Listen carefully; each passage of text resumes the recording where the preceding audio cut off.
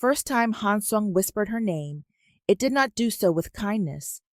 It began at the south gate, just past sunrise, when a foreign household entered the capital under armed watch and tight official scrutiny. The city was already awake by then. Merchants were shouting over baskets of greens and dried fish, horses were stamping against stone, and women with tied sleeves were hurrying through the morning mist with bundles balanced on their backs. Hansong was a city that noticed everything, especially anything unusual, and that morning it noticed her. She walked behind the older foreign matron she served, dressed in plain but well-kept garments that set her apart without trying to. Her skin was deep brown, warm against the gray-blue chill of the early hour. Her posture was straight. Her face was calm. She did not carry herself like a servant, and that alone made people stare. Some stared because she was foreign. Others stared because she did not lower her head quickly enough for their comfort. Alvera Grace noticed all of it, but she gave none of it her energy. She had learned a long time ago that the world often mistook quiet for weakness. It was one of its more foolish habits. By the time their party reached the residence prepared for foreign guests, word had already begun to travel. A strange woman had entered Hansong. Not a concubine, not a captive, not a missionary nun, not anyone the city knew how to name quickly, which made her all the more dangerous in the eyes of people who liked their world neatly arranged. Alvera would have laughed at that if she had not been so tired. The journey had been long, and Hansong was colder than she had expected, not only in weather, in spirit. Even the air felt disciplined. Even the houses seemed to stand with their backs straight. She was helping unpack lacquered document boxes that afternoon when the first summons came. Not for her, for the head of the household. A palace official in dark robes arrived with 2 guards and a face so rigid it looked carved. He spoke little, only enough to make it clear that confiscated documents tied to a treason inquiry had been recovered in the Western District, and among them were several sealed letters, written in an unfamiliar mixture of scripts and languages. The court scholars had argued over them all morning and gotten nowhere. Someone had heard that the foreign household staying near the south gate included a woman who read more than one language. Alvera did not like the way the official's eyes shifted toward her when he said it. Neither did the matron. "She is not a court interpreter," the older woman replied, polite but firm. "No," the official said, "but His Majesty dislikes delays." That ended the conversation. An hour later, Alvera was riding through the streets of Hansong in a curtained palace cart she had never asked to enter, on her way toward the one place in the kingdom where a wrong word could cost more than pride. She sat with her hands folded in her lap and her heartbeat steady. Fear was there, of course. Only fools felt none. But fear had never been the strongest thing in her. When they reached the palace, the scale of it struck her first. The wide courtyards, the dark tiled roofs layered against the fading afternoon, the order, the silence. It was not peaceful silence either. It was the kind that came from generations of people knowing exactly where they were allowed to stand. She was led through gates, then more gates, then long stone corridors where every sound seemed to vanish before it had fully formed.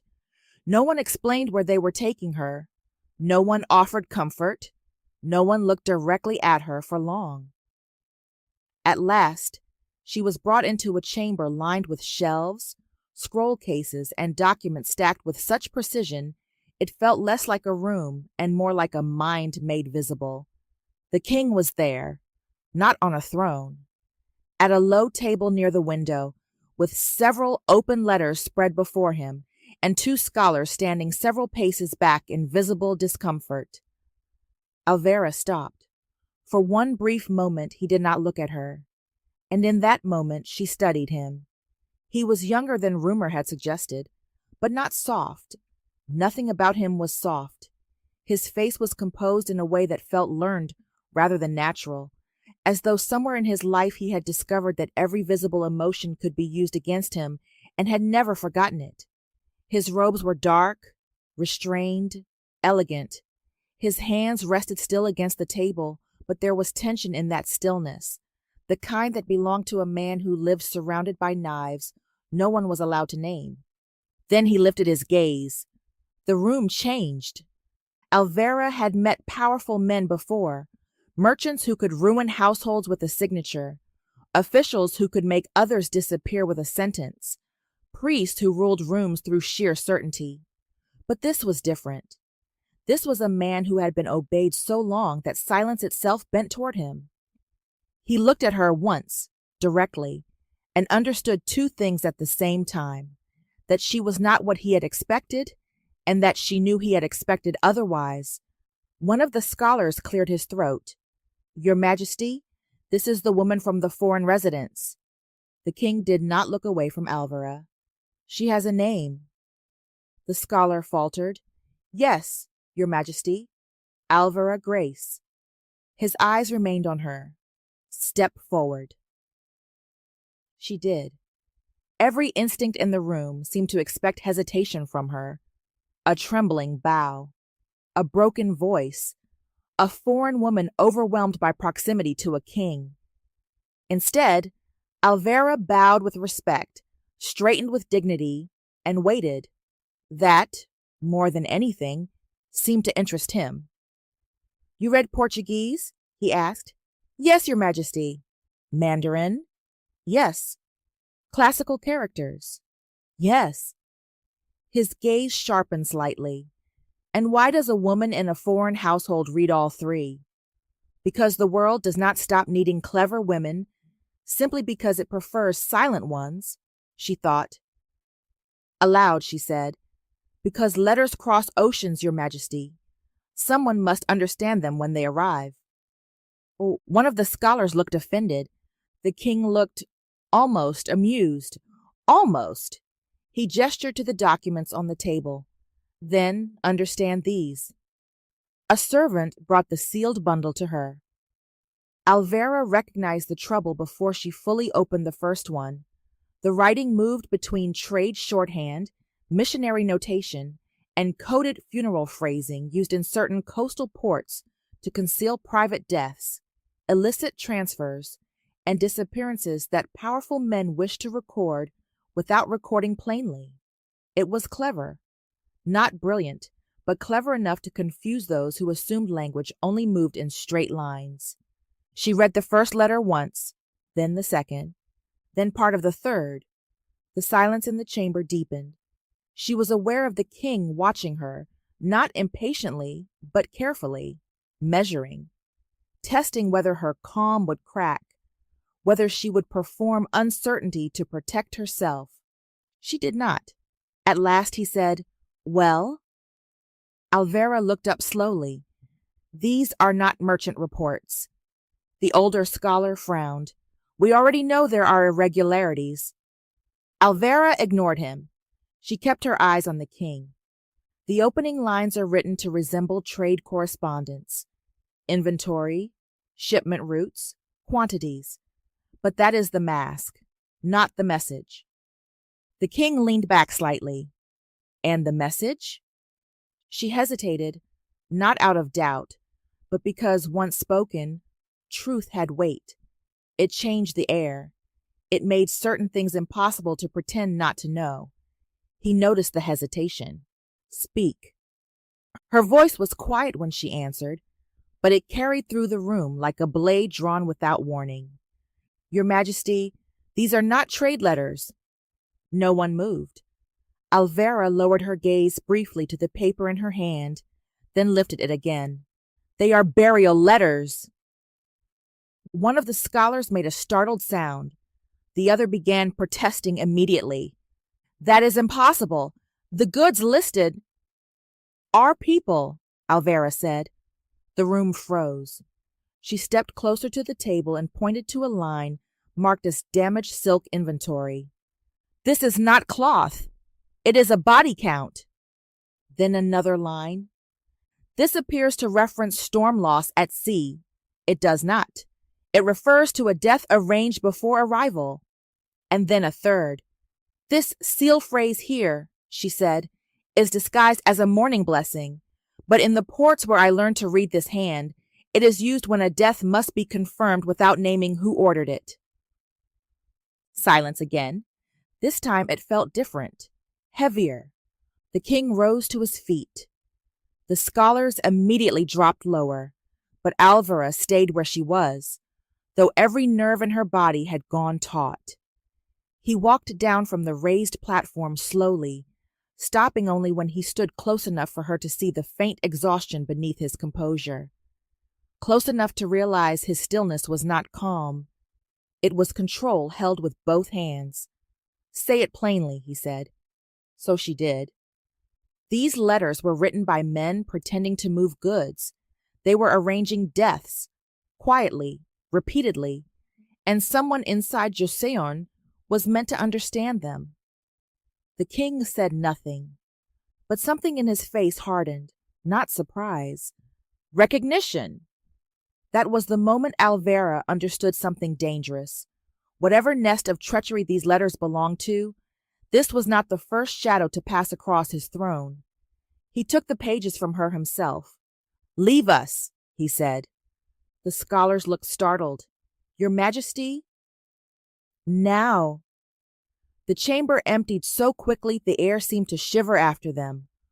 Only Alvara remained, standing a few steps from the table, unsure whether being left alone with the king was a greater honor or a greater danger, perhaps both.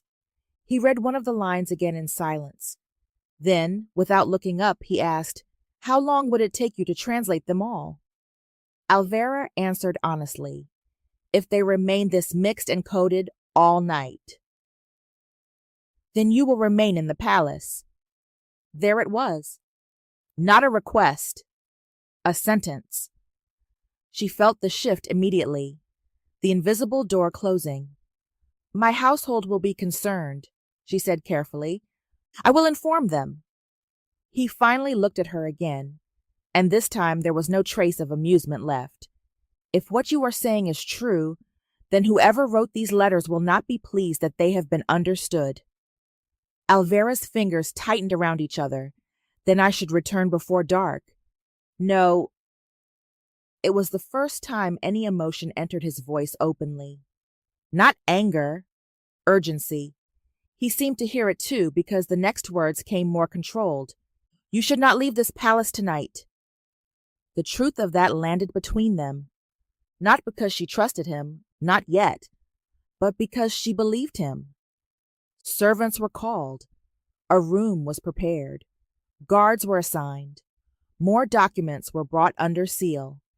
And as dusk settled over the palace roofs, Alvara found herself seated once more beneath lamplight, translating death for a king who no longer looked at her as though she were an inconvenience. He looked at her as though she had just opened a locked door he had long suspected was there. By the time she was finally escorted to a small guest chamber near one of the inner courtyards, the moon had risen high and white above the black tiles. She was exhausted. Her mind was still racing. The room was modest by palace standards, but finer than any she had slept in for months. Clean mat, low chest, folded blankets, a paper screen that softened the moonlight into silver. For the first time since entering the palace, she allowed herself to breathe fully. Then she heard it, a sound outside the paper door. Too soft to be a servant, too careful to be innocent. Alvara went still. Another sound. A floorboard sighing under weight. Her gaze moved slowly to the hairpin resting beside the folded blanket. Thin, metal, sharp enough if driven hard. The door did not slide open right away. Whoever stood beyond it knew what they were doing. Alvara reached for the pin just as the paper screen on the far side of the room trembled. Not the door, the window screen. A shadow moved behind it. Then a blade punched through the paper. Alvara threw herself sideways as the lattice burst inward. A dark figure lunged through the torn screen, fast and silent, face covered, knife glinting in the moonlight. She hit the floor hard. The breath knocked from her lungs. but instinct moved faster than panic. She drove the hairpin upward blindly. The man hissed and twisted back. Not a killing blow, not even close, but enough to break his rhythm. He came at her again. And then the outer door crashed open. Guards flooded in shouting. Steel rang. The attacker spun toward the new threat, vaulted across the low table, and disappeared back through the torn screen into the dark courtyard beyond, just as one guard's sword sliced empty air behind him. The room erupted into motion. Boots, orders, blood on the paper lattice where the hairpin had caught skin, a servant crying in the corridor, one of the guards kneeling beside her, asking if she could stand. Alvera could hear him, but only distantly, because beyond the cluster of men in the doorway, another figure had appeared. The king. He was not dressed for ceremony now. Only a dark outer robe thrown hastily over his garments, as though he had come the moment he was told. His expression was carved from something colder than anger. His eyes went first to the torn screen, then to the knife mark in the floor, then to the small streak of blood on Alvera's hand that was not all hers, finally to her face. For one suspended moment, no one spoke. Then he asked very quietly, "Were my guards too late?" Alvera rose to her feet despite the shaking in her legs. "Not quite, Your Majesty." His jaw tightened. He looked around the room once more, taking in every detail, and when he spoke again, the softness was gone. "Double the watch. No one enters this courtyard without my order. Search every roofline, every passage, every servant's stair from here to the east wall, and bring me the captain." The guards scattered instantly. Still, he did not leave. Alvera realized then that the room had changed in a way that had nothing to do with the broken screen. Hours ago, she had been a foreign inconvenience dragged into palace business. Now someone had tried to silence her inside the king's own walls, which meant the danger was not outside the palace. It was already here. The king seemed to know she had understood that too. He held her gaze, and this time there was no distance in it. No royal performance, only a grim, terrible clarity. "You were right," he said. Alvera swallowed. "About the letters," he meant. About what kind of truth they carried. About what kind of people would kill to keep them buried. The moonlight moved across the torn paper behind him, silver and cold, and somewhere deep in the sleeping palace, a bell rang once through the dark. Hansong was still silent on the outside, but inside the palace, something deadly had already awakened. And the woman who had entered through the south gate that morning was no longer just a visitor. She was now part of the storm. By morning, the palace had done what palaces always did best. It had swallowed the violence, straightened its robes, and pretended nothing had happened. The torn lattice in Alvera's chamber was replaced before sunrise. The blood had been washed from the floor. The servants moved carefully, saying little, eyes lowered, as if silence itself might keep scandal from taking shape. But scandal did not need shape. It only needed breath. And Hansong had plenty of breath. By the time the market stalls opened near the south gate, the whispers had already escaped the palace walls. A foreign woman had been brought into the royal compound. A foreign woman had stayed through the night. A foreign woman had been attacked. No one agreed on the details, which only made the story stronger. Some said she was a spy. Others said she was a sorceress. Some swore she had been smuggled in under royal order because she knew secrets hidden in dead men's letters. Others insisted the king had seen her once and refused to let her leave. The truth was less romantic and far more dangerous. Alvera learned that before breakfast. She had barely slept. Every time she closed her eyes, she saw the knife splitting the paper screen and the dark shape forcing its way into her room. Her body still held the memory of it. The violent rush of fear, the sting in her palm where the hairpin had cut against her grip, the sickening understanding that someone inside those immaculate palace walls had decided she should not live to see morning. The maid who helped her dress was gentle but frightened. Alvera could feel it in the woman's trembling hands. "Were you hurt badly?" the girl asked at last, almost whispering. "No." The maid nodded too quickly, as if relieved not only by the answer, but by the permission to stop thinking about it. Then she hesitated. "They say His Majesty did not return to his chambers until the guards had searched the roofs." Alvera looked up. The maid instantly lowered her head. "Forgive me. I should not repeat things." But it was too late. The detail had landed. He had stayed awake. He had waited. For reasons Alvera did not yet understand, that unsettled her more than the attack itself. She was expecting to be sent back to the guest compound by midday. That, at least, would have made sense. A woman nearly murdered inside the palace was a liability. A foreign one, even more so. Any prudent king would distance himself from such trouble, let the matter vanish into official language, and wash his hands of whatever storm had begun to gather. Instead, shortly after the morning meal, an older court lady arrived with 2 guards and a sealed order. Alvera was to be moved, not out of the palace, deeper into it. The residence assigned to her sat within a quieter inner court, one used long ago for widowed royal relations and seldom occupied now except during times of ceremonial overflow. It was beautiful in the severe way the palace seemed to prefer. Dark, polished wood, pale paper doors, a square courtyard framed by stone paths and winter bare branches, a reflecting basin where the morning sky sat cold and undisturbed. The rooms were larger than before, but the comfort in them felt deliberate rather than kind. This was not hospitality. This was containment made elegant. When the court lady finished inspecting the rooms, she turned to Alvera with the expression of someone who had long ago stopped confusing courtesy with warmth. "You are fortunate," she said. Alvera followed her gaze to the guards now posted outside the entrance. "Am I?"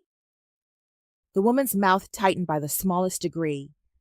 There are many ways for a person to become important in a palace. The least painful is usefulness. I suggest you remain useful. Then she left. Alvera stood in the center of the room for a long moment after the door closed, listening to the faint shift of armed feet outside. Useful. That was one word for it. Another was watched. By midday, more documents had arrived. The king did not summon her to the chamber from the day before. Instead, she was escorted to a smaller library on the eastern side of the compound, where light fell across the floor in long, pale rectangles, and the shelves smelled faintly of cedar and old ink. A brazier glowed low in one corner. 2 scribes sat at a distance, ready to copy what she translated, though neither was allowed to touch the original letters. The king arrived not long after. No herald announced him. No ceremonial procession came first. He entered the room with the unnerving quiet of a man accustomed to watching before being seen. The scribes dropped low at once. Alvera bowed, then straightened. For a moment he said nothing. His gaze flickered once to the bandage on her hand. "Did the physician come?" "Yes, Your Majesty." "Did he say the cut was clean?" Alvera blinked. It was not the question she had expected. "He did." A pause. Then, with that same unreadable stillness, he moved to the table and sat across from her. The letters were placed between them. "Continue," he said, and so she did. The work was worse in daylight. The further she went, the more the deception in the letters revealed itself. False inventories, false routes, false losses, each line carrying 2 meanings, depending on who read it and why. Shipments were not shipments. Weather damage was not weather damage. Illness was not illness. Entire lives had been folded into codes designed to look ordinary to those who had never needed to read around violence. Once, She stopped halfway through a passage and closed her eyes. The king noticed immediately. "What is it?" Alvera drew in a breath and translated anyway. "This entry refers to a transfer made during the 12th month under mourning restrictions." One of the scribes frowned as he copied. "Transferred where?" Alvera looked at the line again, then at the king. "That is the disguise," she said. "No one was transferred. Someone was removed." The room grew still. The king's voice dropped. "From where?" She swallowed. "From the crown prince's household." The scribe's brush slipped. A bead of ink spread across the page like spilled blood. No one spoke for several seconds. Even the brazier seemed quieter. The late crown prince had been dead for years, officially from fever complicated by weakness of the chest. The court histories had been composed. The mourning rites had been performed. The lineage had shifted, and the kingdom had gone on as kingdoms do. Too many people had too much to lose.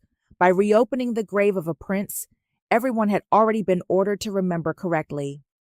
But the letter in front of her did not speak of fever. It spoke of timing, of removal before dawn, of a chamber cleared in advance, of witnesses reduced, not directly, never directly. But the meaning was there. The king did not move. He did not flinch. Yet something cold settled over the room all the same. "Read it again," he said. Alvera did, slowly this time, every coded phrase, every burial disguise, every careful omission. When she finished, the king stared at the ink for so long, she wondered if he had stopped seeing the page at all. At last he said, "Leave us." The scribes practically fled. The door slid shut behind them. The silence that followed was not the formal silence of court. It was something more dangerous, private, heavy, unguarded enough to cut. Alvera expected anger, or denial, or the king's mask dropping into the hard royal distance she had already begun to recognize. Instead, he asked very quietly, "In the ports where you learned this hand, how often were burial letters false?" "Rarely." "Rarely?" "They were lies meant to tell the truth to the right people," she said. "If the code failed, men died for it. No one used that language carelessly." His jaw tightened. He rose and walked to the window, hands clasped behind his back.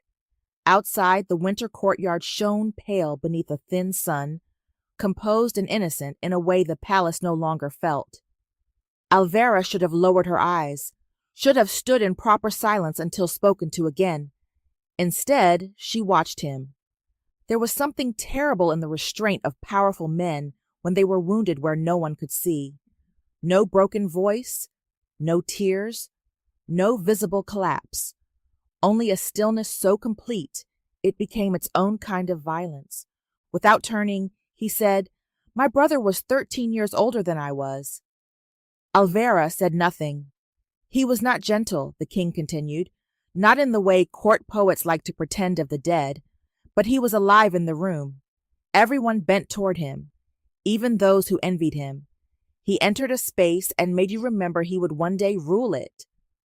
His voice did not shake. That almost made it harder to hear. "When he died, I was told two things: that heaven had chosen, and that I was now too fortunate to grieve like a child." Alvera's throat tightened. He finally turned back toward her. "For years, I wondered whether I had imagined certain things. A physician dismissed too quickly, servants replaced, a chamberlain who vanished, my brother's seal ring missing before the burial rites were complete." He looked at the letters on the table. "Now you place this before me." Alvera did not know what to do with the ache that rose in her then. Not pity exactly, because he would have hated that, but something close to it, something deeper. Recognition, perhaps. The lonely cruelty of being told to survive as though survival were not its own wound. "I am sorry," she said. The words were simple. too small for what stood between them. Still, he held her gaze when she said them, and something in his face shifted, not softened, not fully, but changed. Most people, Alvera thought, probably apologized to him for inconveniences, not losses. That afternoon, the work continued, but something had altered between them. He no longer questioned every conclusion as if expecting her to overreach. She no longer answered with the same careful distance she had worn like armor since entering the palace. It was not trust, not yet, but it was moving. The first true break in form came at dusk. A tray was brought in, rice, broth, small dishes of pickled roots, fish, and chestnuts glazed in honey. Alvera immediately stepped back, assuming the meal was for the king. He glanced at her once. Sit. I have already eaten, Your Majesty. You have not. She opened her mouth, then closed it again. He did not look amused this time, only tired. I am not asking whether you are hungry. I am telling you your hands have begun to shake, and I need you to continue reading. It was so direct, so almost absurdly practical, that against all reason she nearly laughed. Instead, she sat. They ate in silence at first. Outside, the light thinned into blue. Inside, the brazier crackled softly, and for the first time since entering the palace, the room felt less like a court chamber and more like a place where two exhausted people had run out of energy for ceremony. He ate little. She noticed that too. You should eat more, she said before she could stop herself. The words hung in the air. A warning bell went off somewhere deep in her mind. Foreign woman, palace, king. You do not say such things. But when she looked up, he was not offended, only staring at her. And you know that because men who do not sleep convince themselves broth is a meal. For one suspended second, she was sure she had gone too far.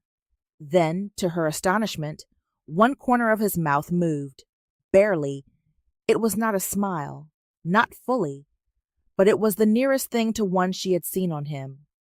You speak as though you know many kings. I know many stubborn men. This time the almost smile came faster and vanished just as quickly. But once it had appeared, the room could not entirely return to what it had been before. The nights that followed began to gather their own strange rhythm. Letters by lamplight. Questions asked low enough that they belonged to the dark more than to court. The scrape of brush on paper. The quiet arrival of food no one announced.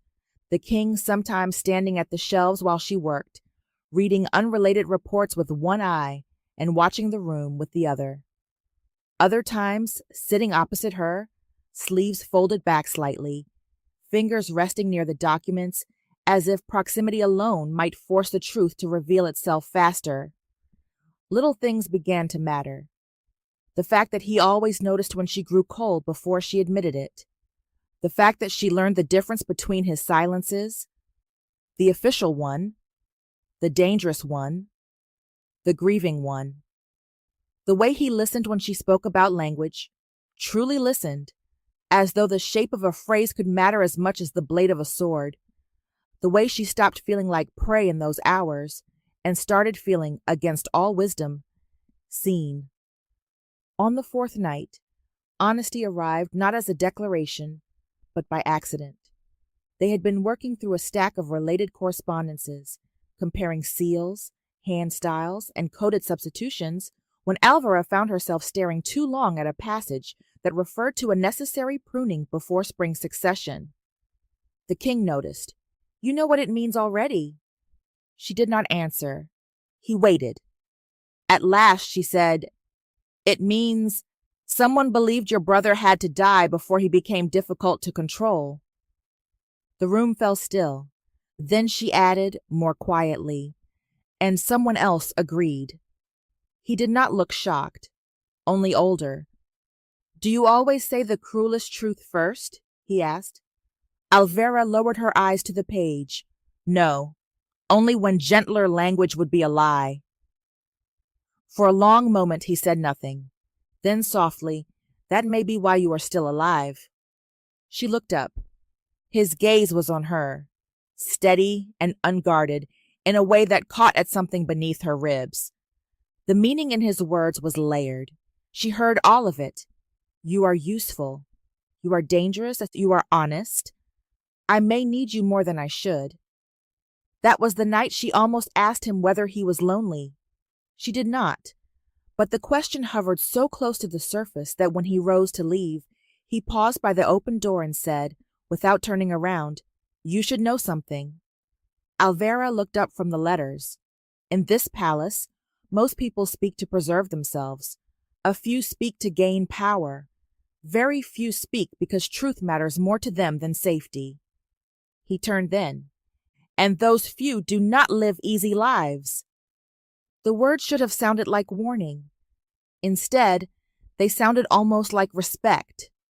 After he left, Alvera sat with the letters long after the lamps had burned low, hearing his voice in the silence and disliking how deeply it followed her. Because this was how danger deepened. Not always through knives, sometimes through understanding. By the 6th day, the rumors beyond the palace had become impossible to ignore. Servants carried them in with the food even when they thought they did not. The foreign woman in the eastern court, the king's shadow, the one whose rooms were guarded day and night, the one seen at library doors past midnight, the one who had entered as a translator and now moved as if wrapped inside royal attention. Alvera hated the name the most because of the part of her that understood why it had spread. A shadow followed power closely. A shadow saw things others did not. And a shadow could be stepped on whenever the light shifted. That afternoon, while sorting through a set of smaller folded documents tucked beneath the primary letters, she found something that at first seemed insignificant. A narrow strip of paper sewn into the lining of an outer wrap. So carefully hidden, it might have been missed by anyone who was not already searching for deceit in every corner. She almost overlooked it. Almost. The strip was thin, stained slightly darker than the rest, and pressed with part of a wax impression too faint to see clearly under ordinary light. Alvera carried it to the window. The king, who had been dictating a separate order to an attendant, stopped speaking when he saw the change in her face. "What is it?" She turned the paper toward the sun. At first, only lines emerged, curved borderwork, a fragment of formal script. Then, as the angle shifted, the hidden impression resolved just enough for recognition. Not a full seal, only a partial one, but enough. Alvera's pulse stumbled. She had seen that pattern before, not on these letters, but elsewhere in the palace, embroidered discreetly on ceremonial wrappings, pressed into invitation scrolls, stamped on inventory tallies tied to one of the most protected inner households in the kingdom. Her mouth went dry. The king was beside her now, close enough that she could feel the sudden stillness in him. "Alvera!" She looked at him. When she spoke, her voice was barely above a whisper. This was hidden inside the outer binding. He took the strip carefully, holding it toward the light himself. For a second, nothing changed. Then his face lost what little warmth it held, because he saw it too. A plum blossom variation worked into formal cloud work, a court mark reserved not for ministers, not for provincial offices, not for merchants operating under royal license, for the Queen Dowager's household. Neither of them moved. Outside, somewhere beyond the paper windows, a bell rang to mark the changing watch. Inside, the world narrowed to that sliver of paper between his fingers. Alvera felt the cold, first in her hands, then in her spine. Not because she had discovered a clue, because she had discovered where it led, not to some distant official, not to a forgotten trader house, not even to an ambitious minister reaching too far, to the inner palace, to the woman who had once ruled through a child king's weakness and still sat wrapped in dignity, ritual, and untouchable rank. The king's voice, when it came, was quiet enough to be mistaken for calm. "No one leaves this room." The attendants froze. The guards outside straightened instantly. He did not look away from the hidden seal. Alvara could not either, because in that single fragment of wax and paper, the danger had just changed shape. Before, it had been conspiracy. Now it had a doorway, a household, a name too powerful to speak lightly.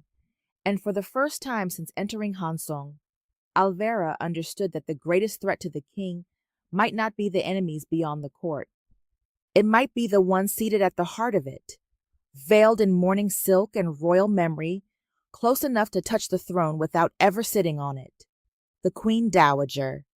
And when the king finally lifted his eyes to Alvara's, she saw it there. Not fear, not exactly, but the grim recognition of a man who had just watched suspicion become proof. The palace did not explode when the Queen Dowager's shadow entered. It smiled. That was how women like her survived long enough to become legends in silk. They did not rage in corridors or strike tables with trembling hands. They did not need to.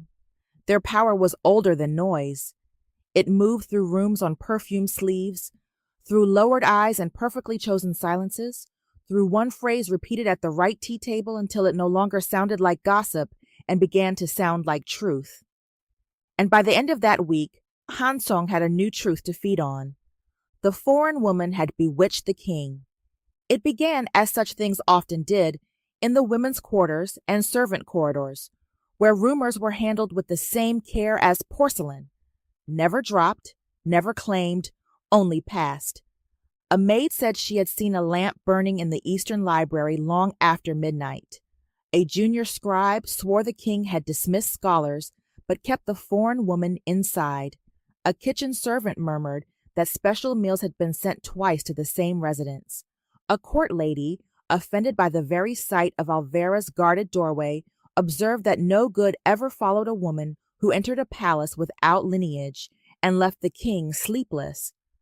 By the time the story reached the city, it had already grown flowers and poison of its own. Some said Alvara wore hidden charms under her sleeves. Some said she came from a line of women who knew how to bend men with prayer-like speech.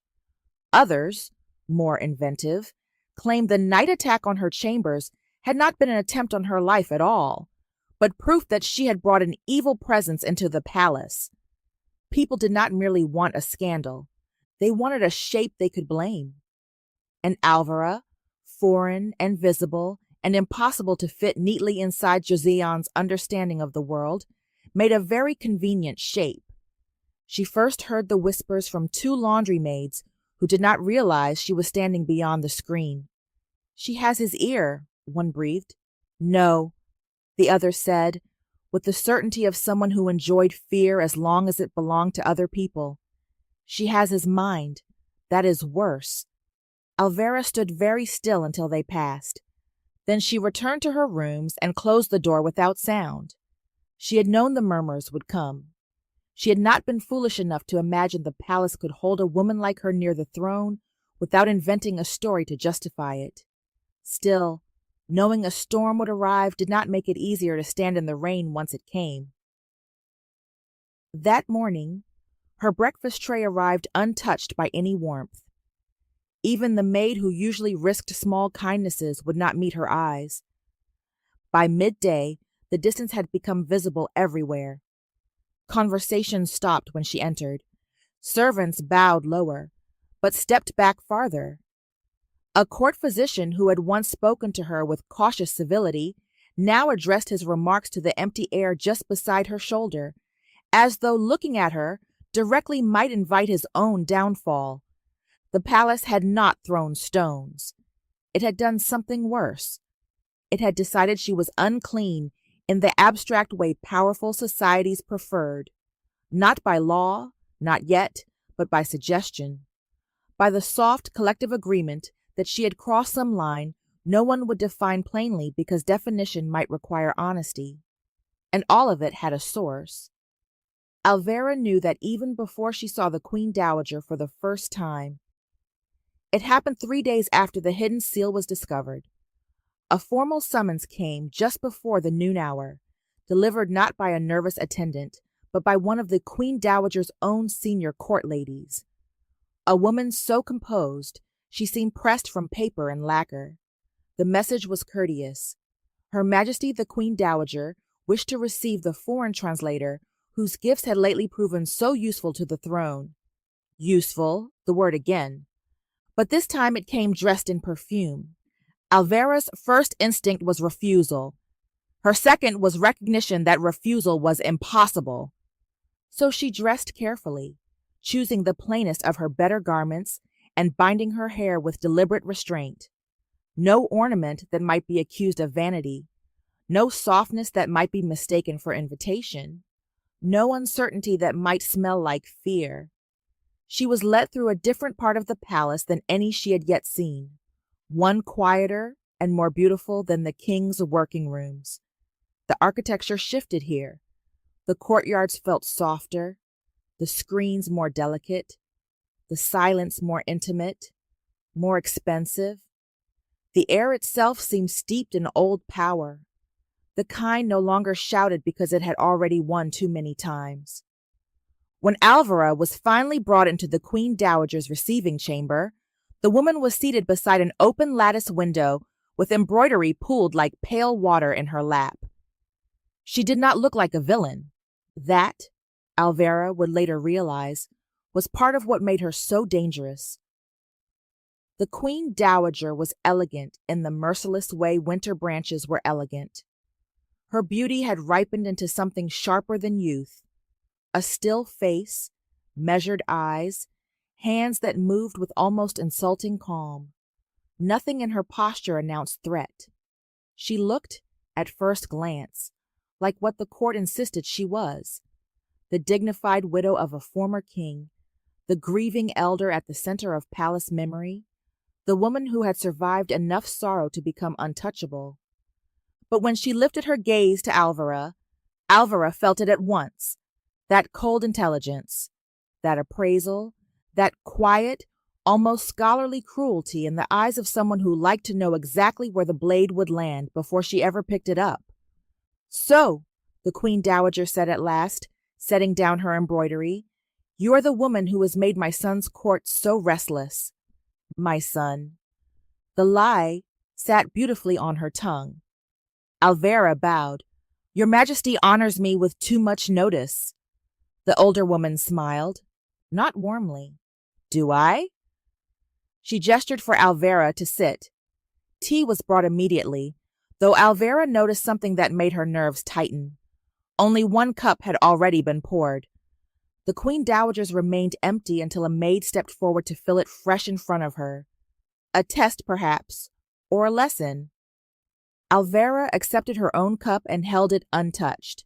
The Queen Dowager watched that too. "I hear," she said lightly, "that you have unusual gifts with the language." "I read what I am able."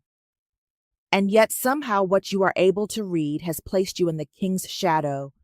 That is rare fortune for a woman with no family here, no clan name, and no standing this court can account for." Alvera kept her hand steady around the warm porcelain. "Fortune has little to do with it, Your Majesty. Only work." That smile again. A little deeper now. A little more amused. "Yes," the Queen Dowager murmured. "That is what clever women always say when they do not wish to discuss power." The room held still around them. Alvera understood then that this meeting had never been about curiosity. It was about measurement. The Queen Dowager wanted to see whether the foreign woman at the center of rumor was naive, vain, frightened, or dangerous. Alvera tried to offer her none of those things, but she also refused to become small for the woman's comfort. "I have no desire for power, Your Majesty." "Of course not," the Queen Dowager said. "Desire is such a vulgar word." Then, after a beat, "Tell me, when men begin to rearrange their habits around a woman, does she not owe heaven the honesty to ask herself why?" The insult was delicate enough to pass as philosophy. That made it harder to answer. Alvera set her teacup down. Perhaps, she said, men rearrange themselves around truth more often than around women. A flicker crossed the Queen Dowager's face. Not anger, interest. She had found resistance where she had expected either trembling or ambition. That, too, was dangerous.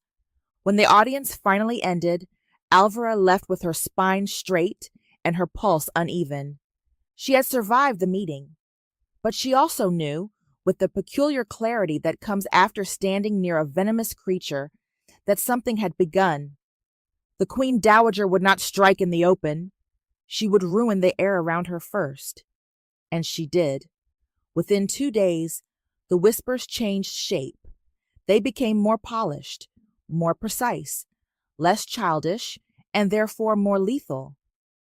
Alvera was no longer merely a foreign curiosity. She was now spoken of as an omen, a bad season in human form, a woman who had entered the palace and brought blood with her. The attack on her chambers became proof of disturbance. The king's late hours became proof of enchantment. Even the fact that letters concerning death had been uncovered after her arrival was twisted until servants were muttering that she had not revealed danger but awakened it. And then, just when Alvera thought the pressure could not tighten further, the king changed, not in private, in public. He became cold. Not the contained coldness she had first met in him, but something sharper, more visible. In the library, where scribes and attendants came and went, he no longer lingered by her table. He addressed his questions to the room before directing them to her. He stopped taking meals in her presence.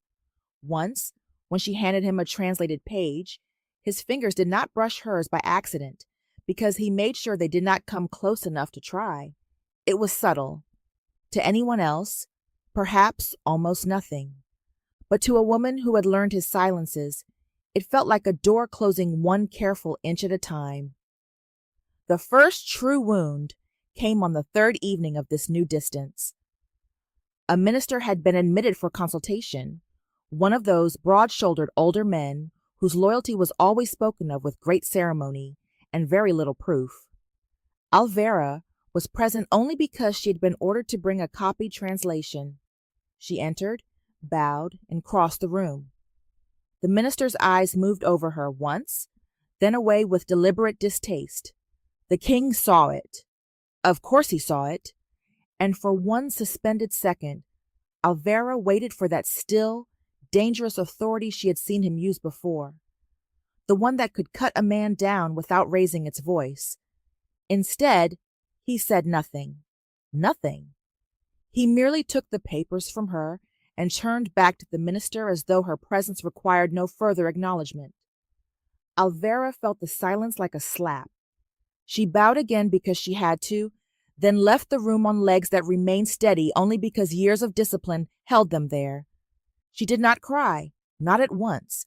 She made it all the way back to her residence before the humiliation truly struck. Not because he had failed to defend her in public. She knew enough now to understand danger moved differently in palaces, but because some foolish, reckless part of her had begun to expect something else. A sign, perhaps, a crack in the distance. Evidence that the strange bond forming between them had not been a thing she had imagined in sleepless rooms and lamplight. Instead, the king had let her stand there beneath another man's contempt and turned away. That night, when the documents arrived, she sent them back unopened. The guard at her door looked alarmed. His Majesty expects... Then His Majesty will have to expect disappointment. It was the first openly disobedient thing she had done inside the palace. The guard said nothing, but he did not move for several seconds, as though waiting for her to take it back. She did not. The papers were returned.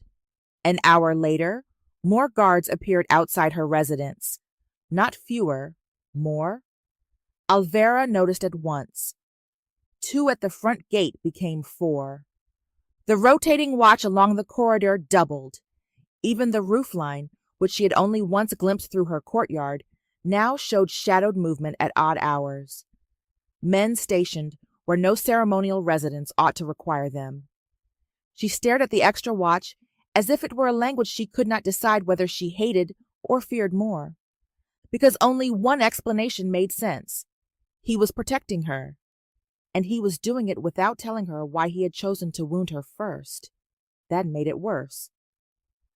The next night he came, not by grand entrance, not with attendants, but late, when the courtyard was dark and the oil lamp near her desk had begun to burn low.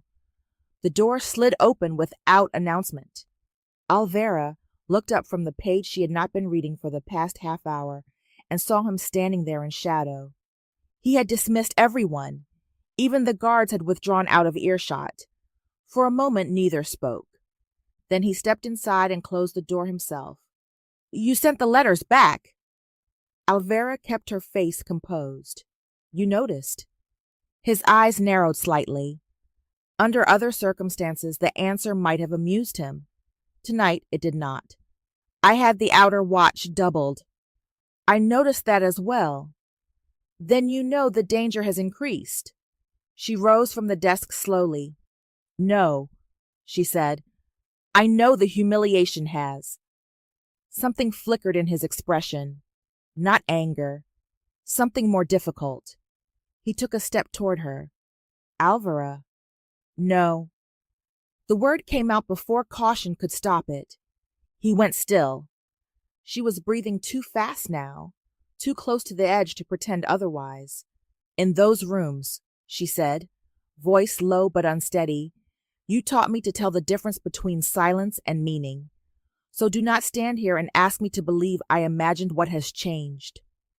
"I am not asking you to imagine anything." "Then explain it." The words hung between them, rawer than anything they had said to each other before. A king should not have been spoken to that way. A wiser woman would have remembered that, but a wiser woman might not still be alive. He looked at her for a long moment, as if weighing truth against risk and finding both expensive. Finally, he said, "The court is watching too closely." She laughed once, without humor.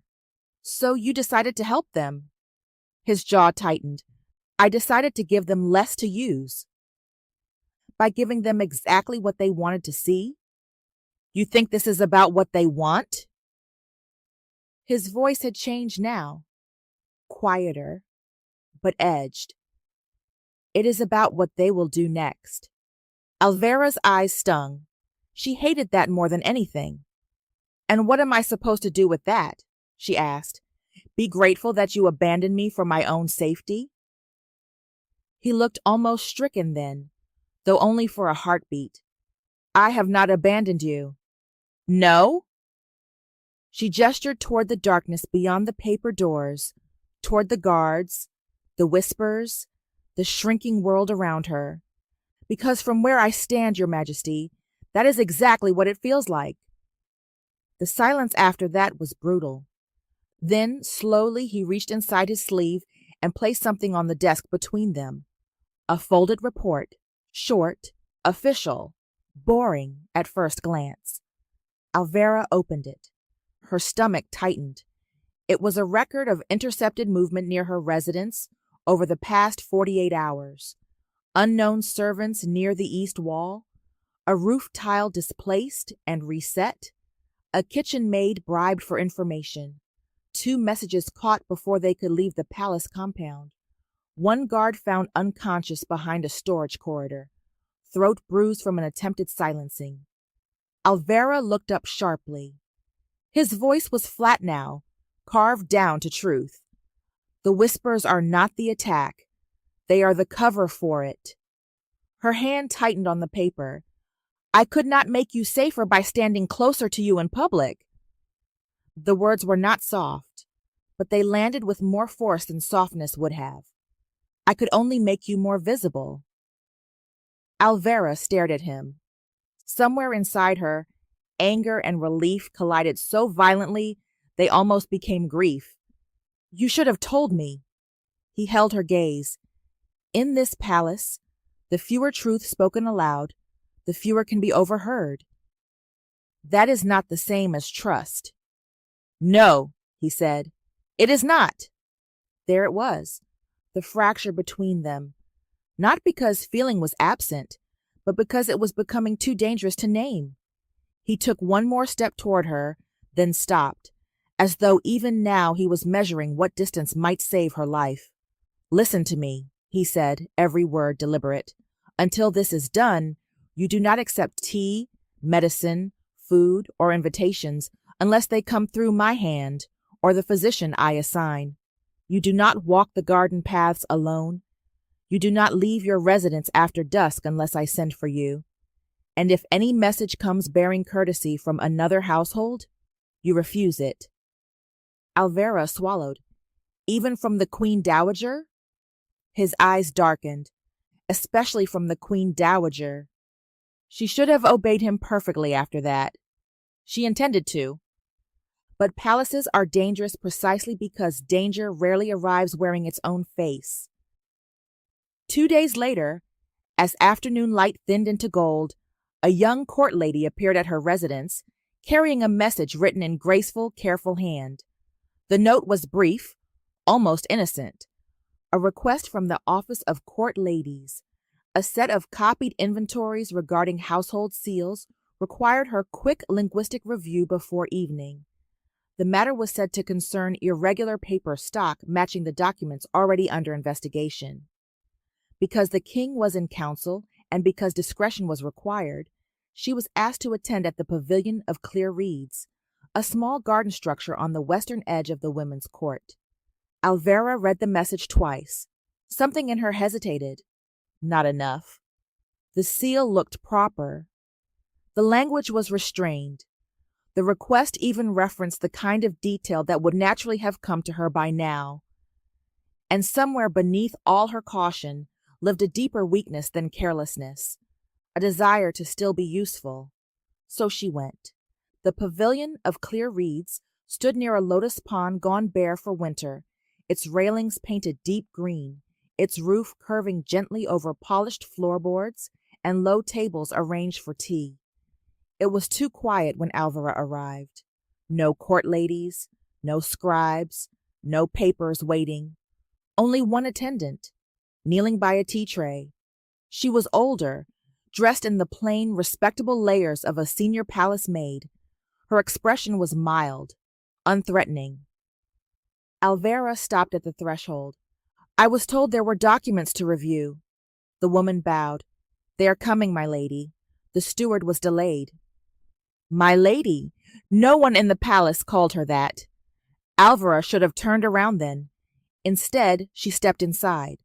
The woman poured tea with practiced grace, apologizing for the inconvenience, saying little, eyes always lowered just enough to seem harmless. The liquid in the cup gleamed amber in the late light. Alvera did not touch it. The maid smiled faintly. It will grow cold. I can wait. Of course. The woman settled back. Outside, wind moved through the dead reeds with a dry whispering sound. Too quiet, too still. Alvera's gaze drifted to the tray, then to the maid's hands, then back to the cup. Something was wrong, not obvious, not visible in the tea itself, but wrong in the shape of the moment, wrong in the way the maid had poured for Alvera first, then delayed touching the second cup meant for herself. Wrong in the scent, perhaps, a sweetness too soft to place, tucked beneath the steam. Alvera rose, immediately. I will return when the documents arrive. The maid looked up then, and in that one look, the harmlessness vanished. My lady, she said very gently, please sit. Alvera backed toward the entrance. The maid stood too fast for her age. Alvera's heart slammed once against her ribs. Then the woman moved, not with a blade, not with a scream, but with startling, efficient speed, kicking the tea tray toward her. Porcelain shattered. Scalding liquid splashed across the floorboards. Alvera stumbled sideways, catching herself against a pillar, just as the maid snatched the second cup and threw its contents straight at her face. Alvera turned away. The liquid struck her shoulder and collar instead, burning cold with something far worse than tea. Not heat, not water. A medicinal sharpness hit her nose a second later. Her body reacted instantly, throat tightening, head swimming, breath snagging halfway down. Poison. Not enough from the splash to kill quickly, perhaps, but enough to weaken, enough to finish by hand. The maid lunged. Alvera tried to run, but her footing slipped on spilled tea and broken porcelain. She crashed hard against the pavilion railing, vision flashing white at the edges. The woman was on her in a moment, fingers clawing for her mouth, trying to force what remained in the cup between her lips. Alvera fought blindly, violently. Her hand struck lacquer, wood, fabric, then found the hairpin at her neck and tore it free. The maid saw it too late. Alvera drove it forward. The woman cried out, recoiling, one hand flying to her cheek. The cup shattered. More liquid splashed uselessly across the floor. Alvera staggered toward the steps, but the world was tilting now. The reeds beyond the pavilion blurred. Her lungs felt thick, wrong. She heard shouting far away. Guards? Attendants? And then the pounding of feet. The maid bolted toward the back opening of the pavilion, just as armed men flooded the garden path. One voice rose above the others. Alvera! The king. She turned toward the sound, but her body was no longer obeying cleanly. The pavilion lurched. The evening sky split into bands of gold and black. She made it down one step before her knees gave way. He reached her before the floor did. One arm caught her shoulders. The other gathered her against him with a force that felt less like royal composure and more like panic barely held in human shape. Do not close your eyes. His voice was right there. Too close. Too sharp. Alvera tried to answer, but her tongue felt thick and strange. He looked once at the shattered cups, the spilled tea, the servant bleeding and pinned beneath two guards, and whatever he saw there stripped the last of his control away. Physician! He shouted, and the whole garden seemed to jolt around the force of it. Hands moved everywhere. Orders cracked through the air. Someone seized the maid. Someone else brought water. Another guard knelt to inspect the residue on the floor. But all Alvera could really feel was the king's hand at the back of her neck, steady and warm and shaking just enough to tell the truth. His face still would not. He bent closer. Stay with me. There was no court in his voice now. No distance. No public coldness. Only fear. Real fear. Alvera forced her eyes open again. His face was above hers, blurred by the drug burning through her blood, but unmistakable. And in that moment, even through the poison and the pounding chaos around them, she understood something she had not let herself fully believe before. He had not pushed her away because she meant nothing. He had pushed her away because she meant too much to leave unguarded. That realization struck just as darkness began pulling at the corners of her sight. The last thing Alvera heard before the world slipped sideways was the king giving an order in a voice so cold it could have frozen the whole garden where it stood. Seal the western court. No one leaves alive unless I say so. For 3 days after the poisoning, the palace moved like a body trying not to show where it had been wounded. The pavilion of clear reeds was shut down before sunset on the day of the attack. By dawn, the blood had been scrubbed from the wood, the broken porcelain removed, the reeds outside cut back as if pruning could erase memory. The maid who had tried to poison Alvera was gone from sight, swallowed into whatever hidden chambers the palace kept for those who had failed dangerous masters. The official record, if one was ever written at all, would likely say very little. A servant had acted strangely. A misunderstanding had occurred. The foreign woman had fallen ill. That was how palaces protected themselves. They did not deny violence. They translated it into language too thin to hold it. But no amount of silence could undo what had happened in that pavilion. Not for Alvera, and certainly not for the king. When she woke to dim lamplight, the bitter smell of crushed herbs, and the soft crackle of a brazier burning through the deep hours of night. Her mouth was dry. Her limbs felt heavy in the way a body feels after nearly losing its argument with death. For a moment, she did not know where she was. Then memory came back in fragments. Amber tea, a woman's polite voice, a sweetness in the steam. The king's hand catching her before the floor did. Alvera's eyes opened fully. She was no longer in her guarded residence. This chamber was larger, quieter, more private. The bedding beneath her was finer. The painted screen in the corner bore a design so delicate and old, it could only belong to one of the innermost palace compounds. A physician's tray rested nearby, along with folded cloths, a water basin, and several ceramic bowls still carrying the ghost of medicinal heat. Someone had moved her somewhere important. Someone powerful. She turned her head and saw him. The king sat beside the far window in a plain dark robe, one elbow resting on the arm of the chair, his face half shadowed by the oil lamp beside him. He was not reading, not sleeping, not pretending to do either. He was watching her. The moment he realized she was fully awake, something changed in his posture so quickly it almost disappeared before she could name it. Relief, perhaps, or the sudden loosening of control held too long. He stood at once and crossed the room. The physician said the worst passed before midnight.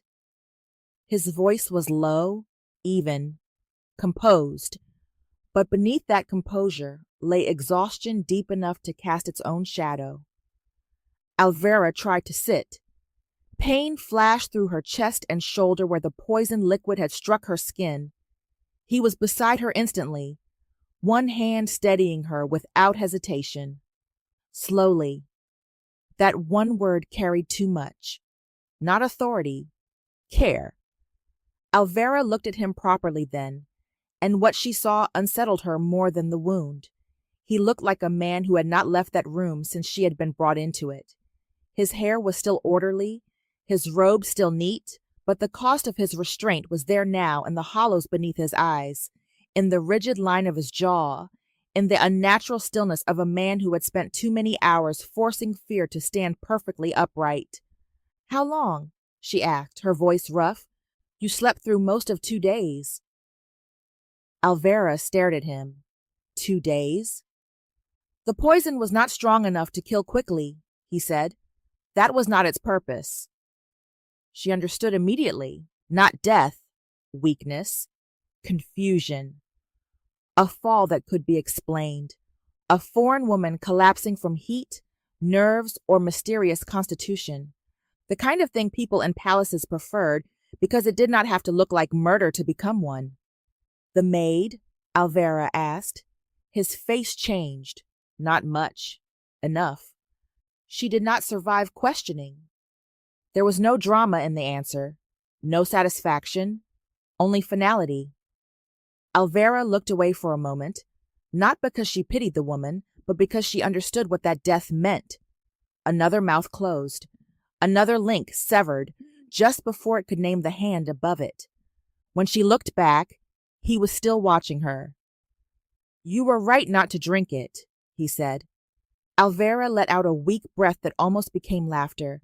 "I did not exactly avoid it elegantly." "No," he said, and for the first time in days, the smallest flicker of something human moved at the edge of his mouth. "You did not." It faded quickly. The silence that followed was softer than any they had shared before. Not empty, not formal, only tired and real. At last, Alvera asked the question that had sat between her ribs from the moment she woke. "Where am I?" His gaze did not move from hers. "My mother's old chambers." Alvera's breath caught. Not because she knew the place personally, but because she understood what such an answer meant. Royal spaces were not merely rooms. They were history arranged into permission. To bring her here, hidden, guarded, treated in private, rather than sent back to some lesser quarters under physician watch, was not a casual decision. It was trust wrapped in risk. It was a choice. He seemed to read the thought in her face. "No one comes here without my order," he said. "Not even the Queen Dowager." There it was again, the invisible line beneath every visible thing in the palace. Not just safety, defiance. Alvera lowered her eyes to the blanket over her lap, suddenly too aware of the quiet intimacy of the room, of the lamp burning low between them, of the fact that somewhere outside these walls, entire sections of the palace were still whispering her name with poison in their mouths. And yet here, in the dead queen's chamber, she had been hidden like something he would not let the court touch. When she spoke again, her voice was quieter. "You should not have moved me here." He gave a short, humorless exhale. "No," he said, "I should not have needed to." The words struck deeper than they should have. Alvera looked up. He was no longer standing by the bed. He had moved back a step, as though even now he did not trust himself to remain too close for too long. "I misjudged the speed of it," he said. "The speed of what?" "The answer." His voice had gone colder, but not toward her, toward himself. "I knew the Queen Dowager would not tolerate your proximity to the investigation. I knew the rumors would be weaponized. I knew the distance I showed in public would anger you." A faint, tired edge entered his gaze. "It did!" Despite everything, that almost made her smile. But he was not finished. "I believed," he continued, "that if I reduced what could be seen, I could control what would be attempted." His eyes darkened. "I was wrong." Alvera felt something in her chest loosen and ache at the same time. She had spent days turning over the humiliation of his public coldness, then the terrible relief of discovering it had been strategy, not rejection. But hearing him say it aloud, hearing him admit he had built that cruelty with his own hands and hated it too, did something far more dangerous than soothe her. It drew her closer. "You should have told me," she said again, though this time the words had lost their sharpest edge. "Yes." He did not defend himself. That made the answer harder to bear. Alvera studied him for a long moment. Then, because poison and fear had burned something unnecessary out of her, she asked the question neither of them had yet dared speak plainly. "Would you have come if I had died?" The room went still. For one suspended moment she thought perhaps she had gone too far. Then he answered, "There would have been nowhere in this palace to hide the person responsible." The force of it was not in the volume, it was in the certainty. Alvera held his gaze and understood that he was not speaking in metaphor. He meant it with the grim, terrifying sincerity of a king who had already seen too much death disguised as protocol and would not have survived another in silence. She looked away first, not because she wanted to, because suddenly breathing felt more difficult than it had a moment earlier. The days that followed changed something between them that could not be returned to its earlier shape. She remained in the late queen's chambers under physician order while her strength returned. The king came and went with a regularity that no one announced and no one dared comment on openly. Sometimes he arrived with official papers, using work as the shield it had always been. Other times, he brought nothing but silence and stayed anyway, seated near the window while she rested, as if the mere fact of her remaining alive required witnessing. Meals were taken there now, not in the library, not on formal trays set between scribes and sealed documents, but on low tables placed near the inner screen while the winter light shifted slowly across the floor. Rice porridge when her stomach was weak, clear broth, persimmons peeled and cut.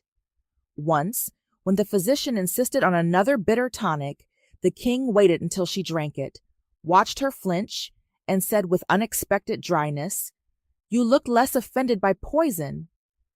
That time she did laugh, softly, and something in him eased in answer. Outside those rooms, the palace remained hostile. Rumors had not disappeared. If anything, they had become stranger, more fevered, as absence always feeds imagination. Some said the foreign woman had gone mad from hidden guilt. Some said the king had hidden her because she carried a curse not meant to touch ordinary eyes. Some said she had finally been sent away under guard.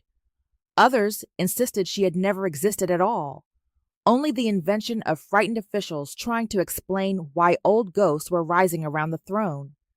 But inside the dead queen's chambers, where light came gently and the doors remained tightly controlled, the story narrowed to two people who were running out of ways to pretend that proximity meant nothing. On the fourth evening of her recovery, after the physician had finally allowed her to sit upright for more than an hour, the documents returned, a small stack only, the safest of the remaining letters, according to the king, fragments and copied extracts, enough to work without exhausting her. Alvera spread them on the low table while he sat across from her, sleeves folded back slightly, one hand resting near the inkstone. It should have felt familiar. It did, and yet it did not. Too much had happened. Too much had been revealed without being fully spoken. She translated for a time in silence.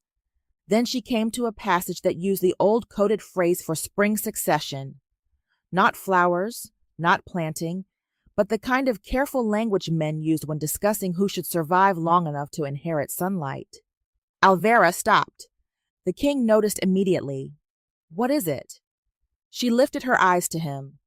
This phrase again. His expression changed almost imperceptibly. It was in the earlier letters. "Yes." "And?" Alvera traced the line with one finger. In trade language, it looks harmless. Seasonal timing, shipment before thaw. But in burial notation, she hesitated. His voice was quiet. "Say it." "It refers to clearing growth before the rightful season." The king's mouth hardened. Alvera looked back at the page, but her mind was no longer fully on the words. Something else had been growing between them these past days. Not merely tenderness, though there was tenderness now. Not merely trust, though that too had deepened, but a kind of dangerous nearness that made every sentence feel double-edged. They were alone. The lamp was low. The palace beyond those rooms had become a mouth full of knives. And yet here he sat, close enough to hear the change in her breathing. "Alvera," she looked up again. His gaze held hers longer this time. "When you woke," he said slowly, "the physician told me your fever might return before morning. He said you might know no one if it did." The room seemed to draw inward. Alvera did not move. "I have stood at many bedsides in this palace," he said, "some out of duty, some because protocol required witness, some because grief makes actors of us all." He paused. I had not understood until then how much I had begun to fear one particular silence. Her throat tightened. He was not speaking like a king now, not even like the man from the library. This voice belonged to someone stripped past strategy. "I should not have let that happen to you," he said. "It did not happen because you allowed it." "No," he said. "It happened because I pretended distance could protect what had already become visible to me." The last words landed with such quiet force that Alvera could not answer at once. Visible, not useful, not dangerous, not merely honest. Visible. He drew in a breath, then looked away for the first time, as though what came next cost even him something. "Since you entered this palace," he said, "I have begun wanting things a king should never want." Alvera felt her pulse everywhere. His gaze returned to hers. "Peace," he said. The word hung there, almost impossible in his mouth. "Trust." And then after the smallest pause of all, a future that belongs to myself. Alvera did not realize until that moment how deeply she had been waiting for truth that sounded like this. Not poetry, not flirtation, not grand impossible vows, but a confession shaped exactly like the man speaking it. Spare, dangerous, honest enough to wound. Outside, a winter wind brushed the paper doors. Inside, neither of them seemed to remember how far apart they were supposed to remain. "You speak as though those are selfish things," Alvera said at last, her voice barely above a whisper. "For a king, they often are. And for a man?" His eyes changed, not softened, opened. "That," he said, "is the question you have made difficult."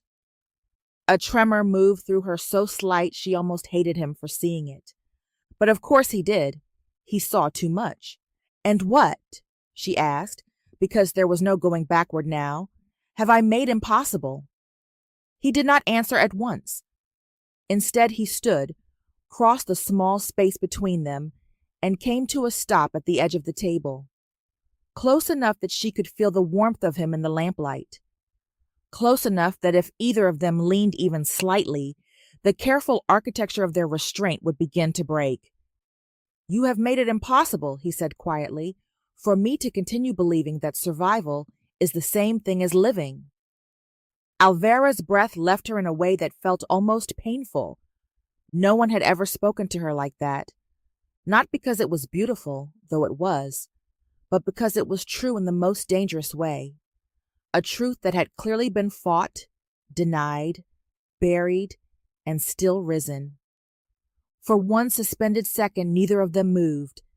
Then his hand lifted, slowly, not to claim, not to seize, only to touch the loose end of the bandage at her wrist, where the skin had finally begun to heal. His fingers brushed her pulse, nothing more. It was the smallest contact they had ever shared. It felt devastating. Alvera looked down once at his hand and then back up at him, and whatever he saw in her face must have struck him with equal force, because the breath he drew next sounded unsteady for the first time since she had known him. This was the moment a lesser story would have turned careless. A kiss, a surrender, a forgetting of the world outside the room. But the power of that moment lay in what it refused to become. He let his hand remain there only for the length of a heartbeat, then another. Then he lowered himself, not onto the bed, not beside her, but onto one knee on the floor before her, not as a man submitting, not as a king bowing, as someone who had finally stopped pretending that height was protection. Alvera's eyes burned. He rested his forehead lightly against the back of her hand, right above the healing bandage, and closed his eyes. That was all. No kiss, no vow, no reckless promise. Only that. A king on one knee in the dead queen's chamber, holding the hand of a woman history would have preferred to erase, as though it were the only honest thing left in his world. Alvera let the silence hold them. Then, very carefully, she placed her free hand against his hair. A touch so slight, it was almost nothing. And because it was almost nothing, it became everything. When he finally lifted his head, there was no mistaking what had passed between them. It had not solved anything. It had not made them safe. It had only made denial impossible. Neither spoke for several moments afterward. There were no words strong enough to contain what had just happened without making it smaller. At last he stood and stepped back, though not far enough to feel distant again. His face had regained some of its control, but not all. Enough remained undone for her to know the moment had marked him too. "Rest," he said. Alvera almost smiled at the absurdity of that. After all that. Still, she nodded. And because fate in palaces is cruel enough to wait until tenderness has fully opened the ribs, the final letter arrived the next morning. It was smaller than the others. Older, too, its fold lines weakened by age, its paper finer, the ink slightly browned. It had been hidden not among the primary documents, but inside the cover lining of an accounting ledger, confiscated weeks earlier and overlooked because no one had imagined the ledger itself was only camouflage. The king brought it to her himself. "This was found in the old storage records from the Western Archive," he said. "It was stitched into the spine." Alvera took it carefully. Something in her went cold before she had even broken the fold. The script was denser than the others, more cautious, more private, not the language of hired transport or administrative concealment. This was correspondence between men who did not need to explain themselves because they already shared the same crime. She began to read. The first lines were the usual mask, timing, weather, household difficulty. Then the coded phrasing deepened, and the meaning beneath it began to emerge. She read once, then again, then stopped breathing for a fraction too long. The king saw it immediately. "What is it?" Alvera did not answer. She could not, because if she said it too quickly, it would become sound before she had fully accepted that it was real. He stepped closer. "Alvera!" Her eyes lifted to his, and in that instant, before she even spoke, something in his face braced as if he already knew the answer would be worse than the ones before it. When she finally found her voice, it came out low and shaken in a way he had never heard from her. "This was not only about your brother." The room stilled. Alvera looked back down at the page, forcing herself to translate the words exactly, without mercy and without softening. "It says," she swallowed, "it says the first branch failed, but the second remains weak and manageable." The king did not move. Alvera kept reading, each line cutting deeper than the one before. The nurse line was corrected. The fever years were useful. If heaven does not finish what began, the child may still be preserved until proper succession can be arranged. Silence. Not ordinary silence. The kind that seems to leave the body standing while something inside it falls away. Alvera's hands began to shake. She hated that, but she could not stop. She forced herself through the final coded notation, through the polished cruelty of men discussing a life as though it were a season to delay or a branch to prune. Then she lowered the paper very slowly. "The king," she said, and her voice broke on the title before she could stop it. She corrected herself with difficulty. "You—" He was staring at nothing now, or rather, at something so old and buried that it no longer lived in the room at all. Alvera stood too quickly, the world tilting for a second under her still healing strength, and crossed the space between them without thinking. She stopped only when she was close enough to see that his stillness had become something far more frightening than shock. He had gone quiet in the way deeply wounded men do when the past stops being memory and becomes architecture. "They tried to kill you as a child," she whispered. His eyes found hers then. No denial, no anger, only the slow, terrible recognition of someone watching years of half-formed suspicion lock into place at last. Not merely neglected, not merely manipulated, marked. From the beginning. The late crown prince had not been the only problem to be solved.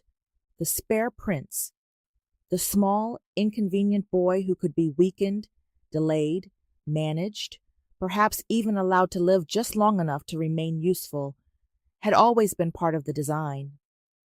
The king said nothing for so long that Alvera feared the silence itself. Then, at last, he took the letter from her hand and looked at it as though it belonged to a dead language he had somehow spoken all his life without hearing. When he finally spoke, his voice was very calm, too calm. "So that is why I lived." Alvera felt the words like ice, not victory, not survival, utility, a childhood spared not by love or heaven, but because someone had once calculated that keeping him weak would serve them better than burying him early.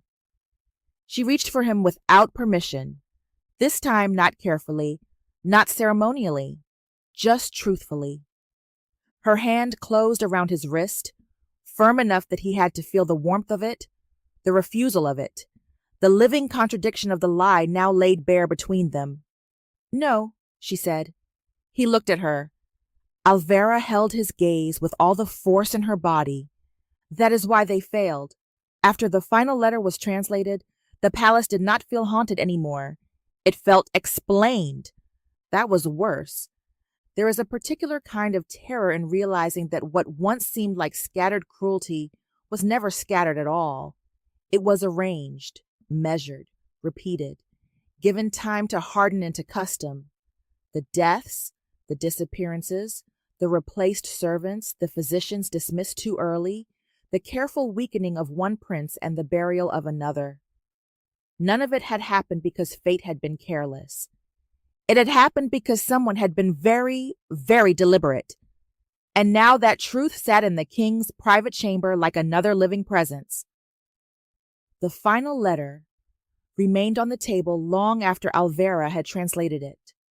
Neither of them touched it for a while. It lay there in the lamplight, thin and brown with age, almost modest in appearance. It did not look like the kind of thing that could split a life down the center. But that was the nature of documents, Alvera had learned. They rarely arrived with the size of their damage written on the page. The king stood by the far window, one hand braced against the wooden frame, looking out into the dark courtyard beyond as though somewhere in that winter silence he might find a version of the past that hurt less than the one now set before him. Alvera watched him for several moments. He had gone still again. Not the composed stillness she had first met, not the careful stillness of a king enduring the gaze of ministers, but that other kind, the dangerous one, the kind that came when pain sank so deep it stopped moving on the surface altogether. She knew enough by now to understand what silence like that could become if left alone. So she crossed the room. He did not turn when she approached. Perhaps he had heard her. Perhaps he was too far inside himself to notice. Either way, she stopped beside him, not behind, beside. The courtyard beyond the window was washed silver blue by moonlight. Bare branches trembled faintly in the cold. Somewhere beyond the inner walls, a guard spear butt struck stone in measured rhythm, marking the hour. Everything in the palace looked exactly as it had the night before, and yet nothing was the same. At length, the king spoke. "When I was 7, he said, still looking outward, I was ill for most of one winter. The court physician said I had weak lungs.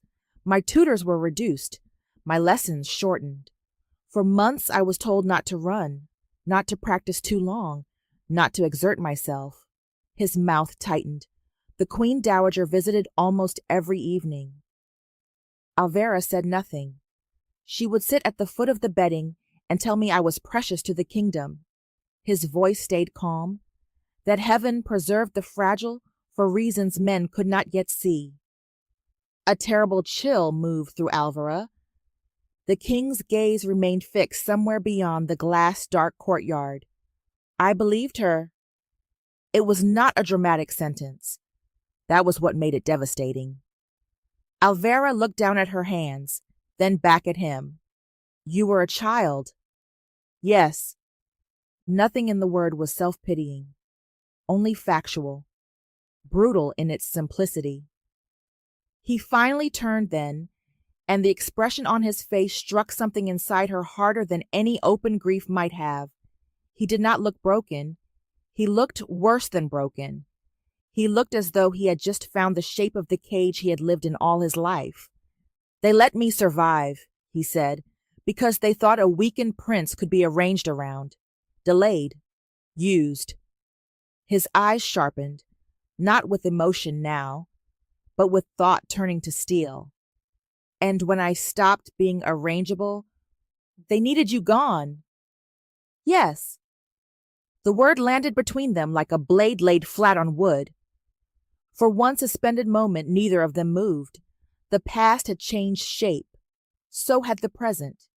This was no longer merely an old murder and a lingering faction. It was succession itself, bloodline, policy, a design that began in nursery rooms and morning halls and had now circled back to the throne because the child it once intended to manage had become a man who ruled with his own mind.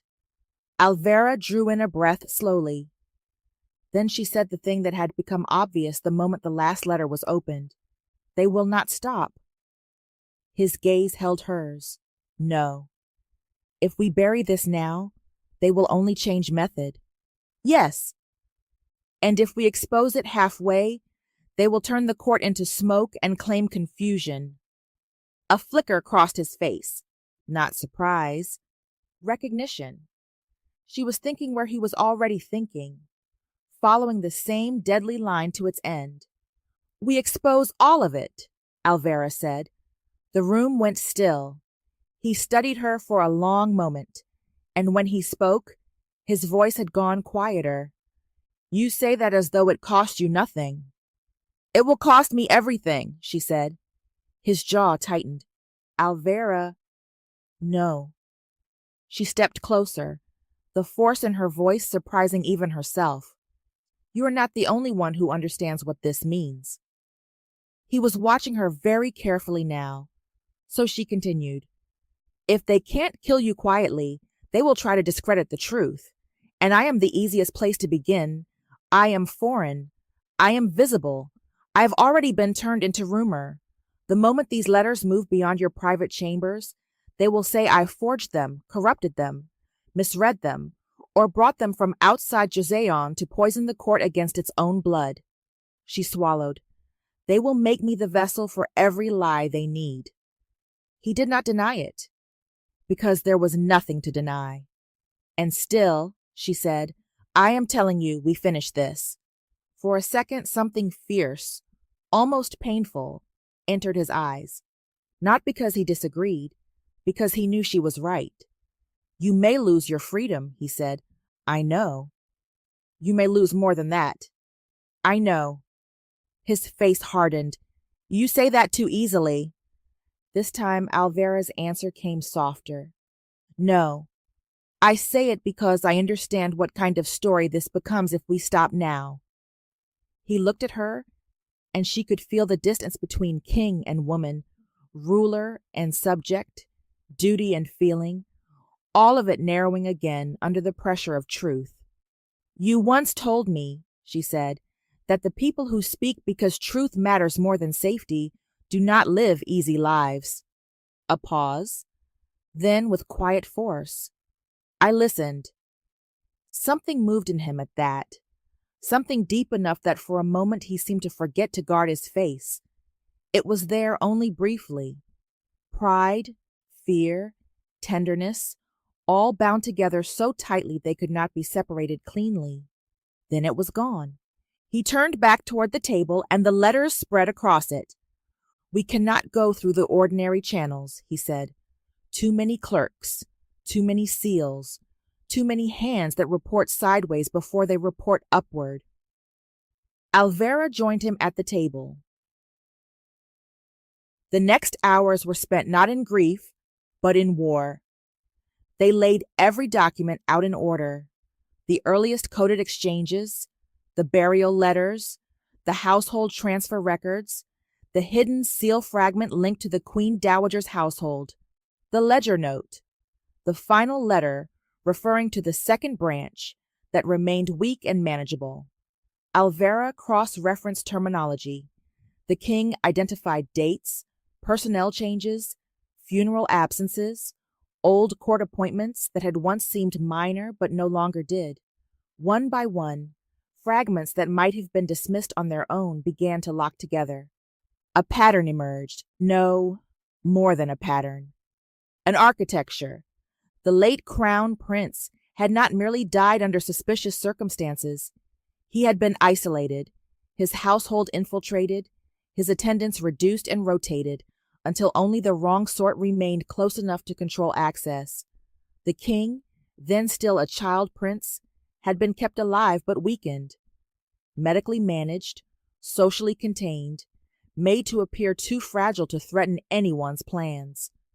And when time turned against the faction who had built the arrangement, when the surviving prince outgrew frailty, outlived expectation, and began to rule independently rather than obediently, the structure shifted again. What could not be managed would have to be removed. By dawn, the truth lay spread across the table in a form too coherent to call coincidence. Alvera rested both palms against the wood and stared at the last page until her eyes burned. "This is not a succession dispute," she said quietly. The king, seated opposite her, looked as tired as she felt. "No, it is a cultivation." He looked at her. She touched one document, then another. They did not merely react to the line of inheritance. They cultivated it, pruned it, protected one possibility, buried another, weakened a third, then waited to see which branch could best be bent. The king's mouth hardened. Yes. Alvera exhaled slowly. There it was, at last, the right name for it. Not only murder, not only ambition, a bloodline plot. The phrase sat in the room like a sentence already pronounced. When morning came, the palace wore its usual face. Courtyards swept, braziers tended, officials crossing stone with scroll cases tucked beneath their arms. Nothing in the architecture admitted that an empire's central lie had just been assembled in a dead queen's chamber before sunrise. But the pressure in the air had changed. People felt these things, even when they could not name them. Servants moved faster. Guards spoke less. Messages arrived with a little too much care. By midday, 3 ministers who had not been called sent inquiries about the king's health. 2 outer court secretaries requested confirmation that the foreign translator was still in residence. A lady from the Queen Dowager's household sent ceremonial dried pears in concern. The tray was returned untouched. That afternoon, the king summoned only 3 men to a private audience. Not the loudest ministers, not the most decorated, the oldest surviving members of the late crown prince's administrative circle, men whose influence had dimmed, but whose memories had not. One had lost a son during the transition years. Another had retired after a fall that no longer seemed accidental. The third was known as cautious to the point of cowardice, which was precisely why the king wanted him there. Cautious men did not stake what remained of their dignity on fantasies. Alvera was not permitted inside the audience. That, more than anything, told her how grave it was. She waited in the adjoining room with the copied documents beside her, ready to be called if language needed to be explained, proof clarified, dates confirmed. Through the paper screen she could hear only fragments. The low cadence of male voices, long silences, once the unmistakable sound of a man forgetting protocol, badly enough to strike the floor with his sleeve as he knelt too hard. When at last the door opened, 2 of the ministers emerged ashen-faced. The third did not emerge at all. Instead, he remained inside to swear a sealed testimony. Alvera's pulse quickened. Something had shifted. Not victory, but movement. When the king entered the outer room a short while later, his face gave away almost nothing. Yet she saw it at once in the set of his shoulders. The private certainty was over. What came next would be public. "They believe enough to be useful," he said. "Only enough?" "Enough," he repeated. "Not because the evidence is weak, because the enemy is not."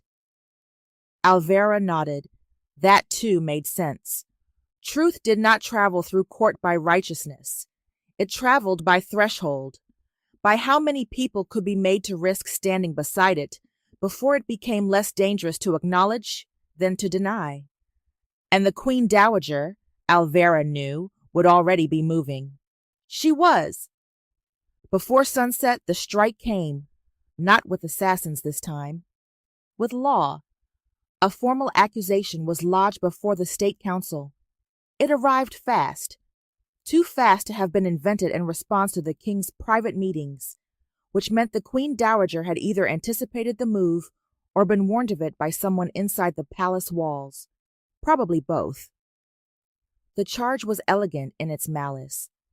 The foreign woman attached to the recent inquiries, it claimed, had corrupted state materials, introduced unauthorized external documents into royal investigation, and conspired with unnamed foreign merchants to manipulate succession records for political destabilization. Questions were raised about her arrival in Hansong, her connection to foreign port language, the mysterious death code letters appearing only after her involvement, and the unusual influence she seemed to exercise over His Majesty's time and attention. No one called her a seductress in the formal wording. They no longer needed to. The accusation did something cleverer. It turned scandal into governance. By the time the official notice was read aloud in the council hall, Alvara had already become more than a rumor. She had become a problem of state, foreign corruption, improper access, a threat that could be solved in the respectable language of procedure. She was to be surrendered for formal examination. That was the phrase used, formal examination, as if the court were requesting a ledger, not a woman.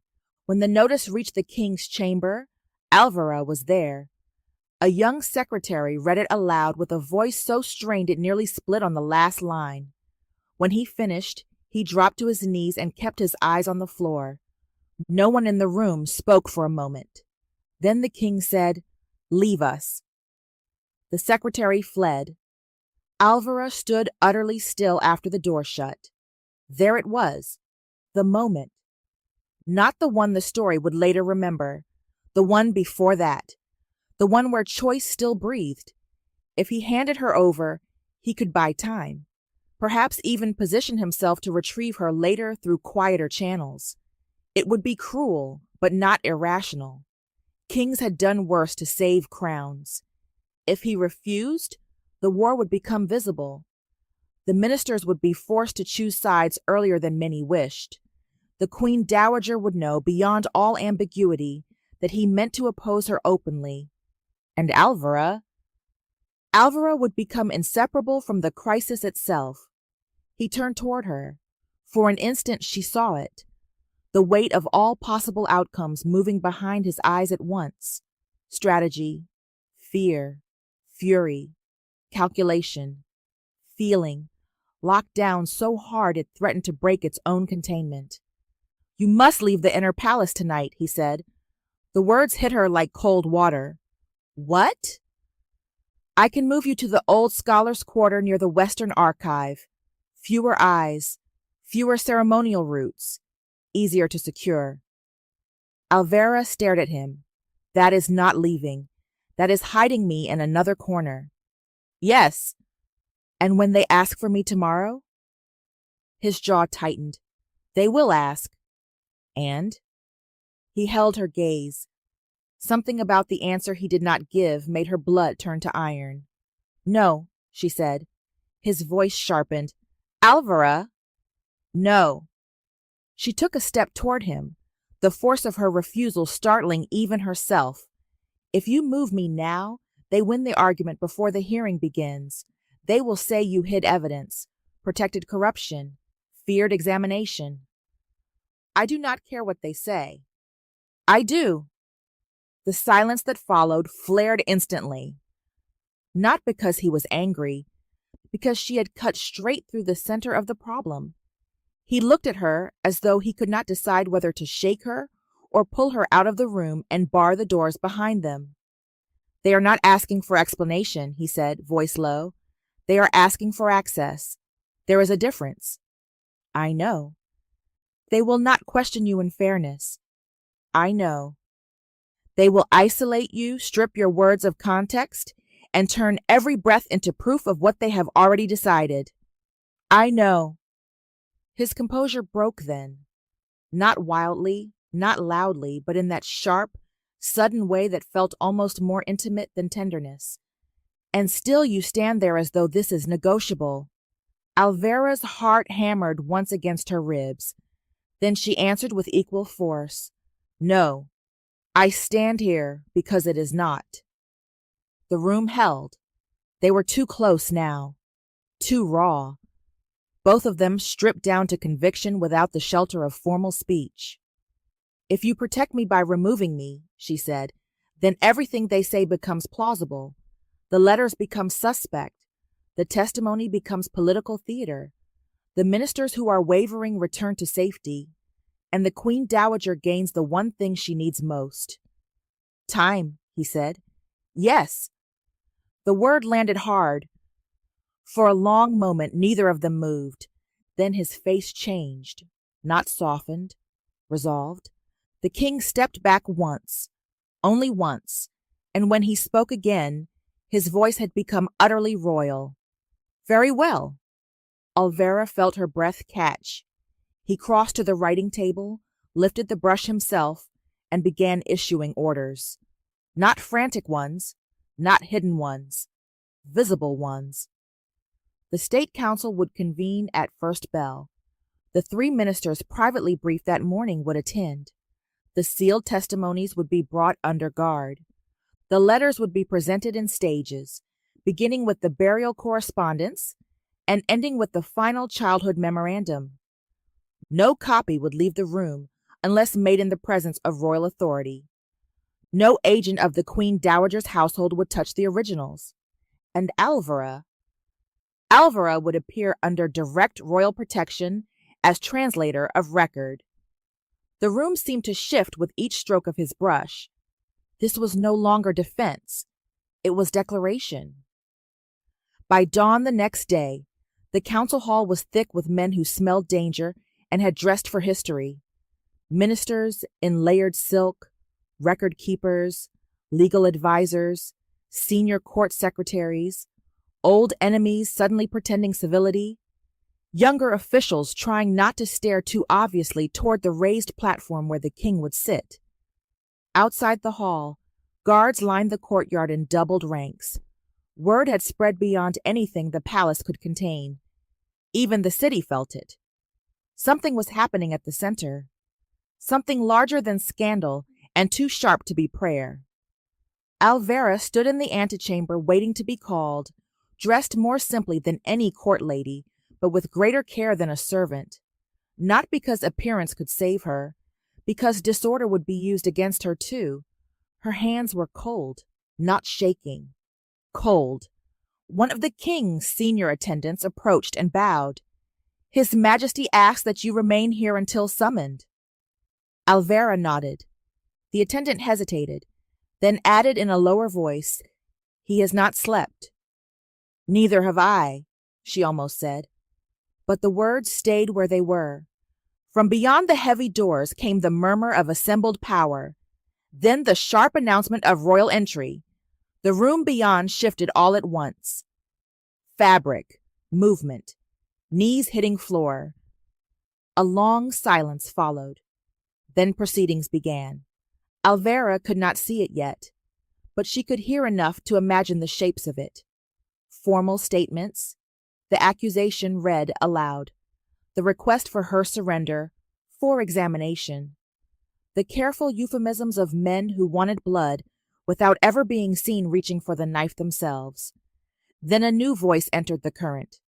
Smooth, older, female, even muffled by the doors, the Queen Dowager's presence changed the air. Alvera closed her eyes once. Of course she had come. Women like her never let other people perform their victories if they could help it. The doors opened at last. "Enter," said the attendant. Alvera stepped into the council hall. The scale of it hit her first, not because she had never seen the room, but because it looked different when every eye in it was waiting to decide what kind of weapon you were. Rows of ministers turned almost as one. Scribes sat poised with brushes. Senior officials along the sides tried for neutrality and failed. At the far end, upon the raised dais, sat the king in full authority, his face carved into unreadable stillness. And to one side, veiled in restrained mourning color, sat the Queen Dowager. Her expression was a masterpiece. Sorrowful concern, maternal disappointment, wounded dignity. She looked like a woman forced against her wishes to correct an unfortunate contamination near the throne. Alvera could have admired the craft of it if it had not been aimed at her throat. She bowed. A senior minister began at once. "Alvera Grace," he said, avoiding her eyes, "you stand named in a petition alleging interference in state inquiry, corruption of seized materials, and possible collusion with foreign interests hostile to royal stability. Before this council proceeds, you may answer whether you brought any written matter into this investigation from outside palace custody." The trap was elegant, broad enough to twist any nuance into confession. Alvera lifted her head. "No." A stir rippled faintly through the room. The minister continued. "Did you or did you not introduce specialized readings unavailable to our own scholars?" "Yes." He seized on it. "Then you admit the inquiry has depended upon interpretations no Joseon official can independently verify." Before Alvera could answer, another voice cut across the hall. The Queen Dowager's. "And that," she said gently, "is the wound in all our hearts." Every head turned slightly toward her. She rose with measured grace, not because she needed the height, but because standing made concern look more costly. "No one here doubts that the child—" She inclined her head just enough toward Alvera to make the insult silk soft. "Has unusual learning. But learning without loyalty is merely a sharper form of danger. Since her arrival, death has followed. Division has followed. Accusation has followed." Her eyes moved toward the king with expertly controlled sadness. "And now even the sacred memory of my husband's house is dragged through coded foreign papers no son of Joseon can read without her hand guiding the line." The hall held its breath. She was good, too good. Every phrase did two things at once: painted Alvera as contamination and the king as vulnerable to contamination. Not weak, never that openly. Manipulated, misled, endangered by misplaced trust. The Queen Dowager turned fully now toward the ministers. "If this woman is innocent, formal examination will clear her. If she is not, then what greater proof of filial devotion could His Majesty offer the realm than surrendering private affection to public order?" The word affection landed like poison dissolved in honey. There it was, not spoken as scandal, consecrated as sacrifice. "Give her up," the Queen Dowager was saying. "If you do not, the whole court will understand why." Alvera felt the hall tighten around her. This was the corner, not merely political, emotional, publicly arranged so that any defense of her could be made to look like confession. For one suspended second, she looked toward the king. He had not moved, not a flicker, not a breath visible from that distance. Then, very slowly, he stood. The entire hall dropped lower instinctively. When he spoke, his voice carried without force because it did not require any. "You ask for surrender," he said. No one answered. The Queen Dowager remained standing, her expression humble and grave. The king descended one step from the dais, then another. His gaze moved over the council hall, not hurriedly, not dramatically, but with the terrible calm of a man who had already chosen and no longer feared being understood. "You ask for surrender," he repeated, as though this woman were a criminal seized at a border, rather than the translator through whom this court first understood the language of murder hidden in its own records. The silence sharpened. The senior minister opened his mouth.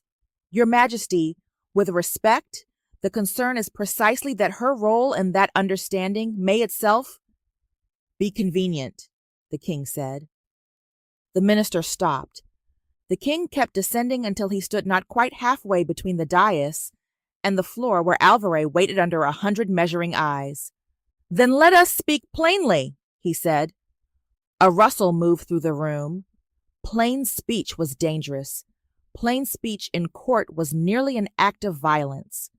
He looked first at the ministers who had joined the accusation, then at the scribes, then finally at the Queen Dowager.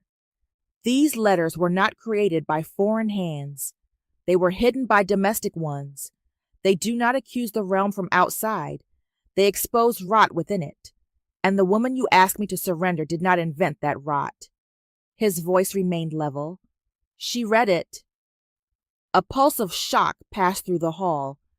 The Queen Dowager's face did not change, but her fingers, folded in her sleeve, stilled.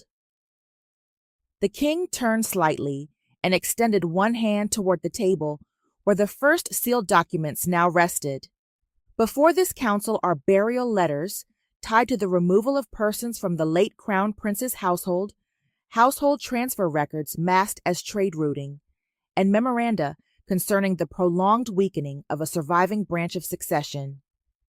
Even hearing it said aloud made the room feel thinner. The late Crown Prince, the surviving branch. This was no longer accusation against a translator. This was the throne naming what had only ever been whispered. The senior minister's composure began to fray. Your Majesty, whatever inquiry is to be made, propriety demands that the foreign woman at the center of interpretation be remanded until— No. The word cracked through the hall cleanly. Not shouted. Pronounced. Every face in the room seemed to change at once. The minister froze. The Queen Dowager did not move at all. The king's gaze did not leave the men before him. No, he said again, quieter now and therefore somehow more final. She will not be remanded. She will not be surrendered. She will not be examined outside my authority like contraband passed from hand to comfort frightened men. A stunned silence followed. Alvera felt the blood go hot and cold in the same instant. This was it. The line crossed in public, not hinted, crossed. The king turned then, and for one impossible moment, his gaze found hers, in the center of that chamber full of witnesses. There was no softness in it. That would have been easier. There was something far more dangerous instead. Unmistakable recognition. Not of scandal, not of desire alone, of alignment, of choice.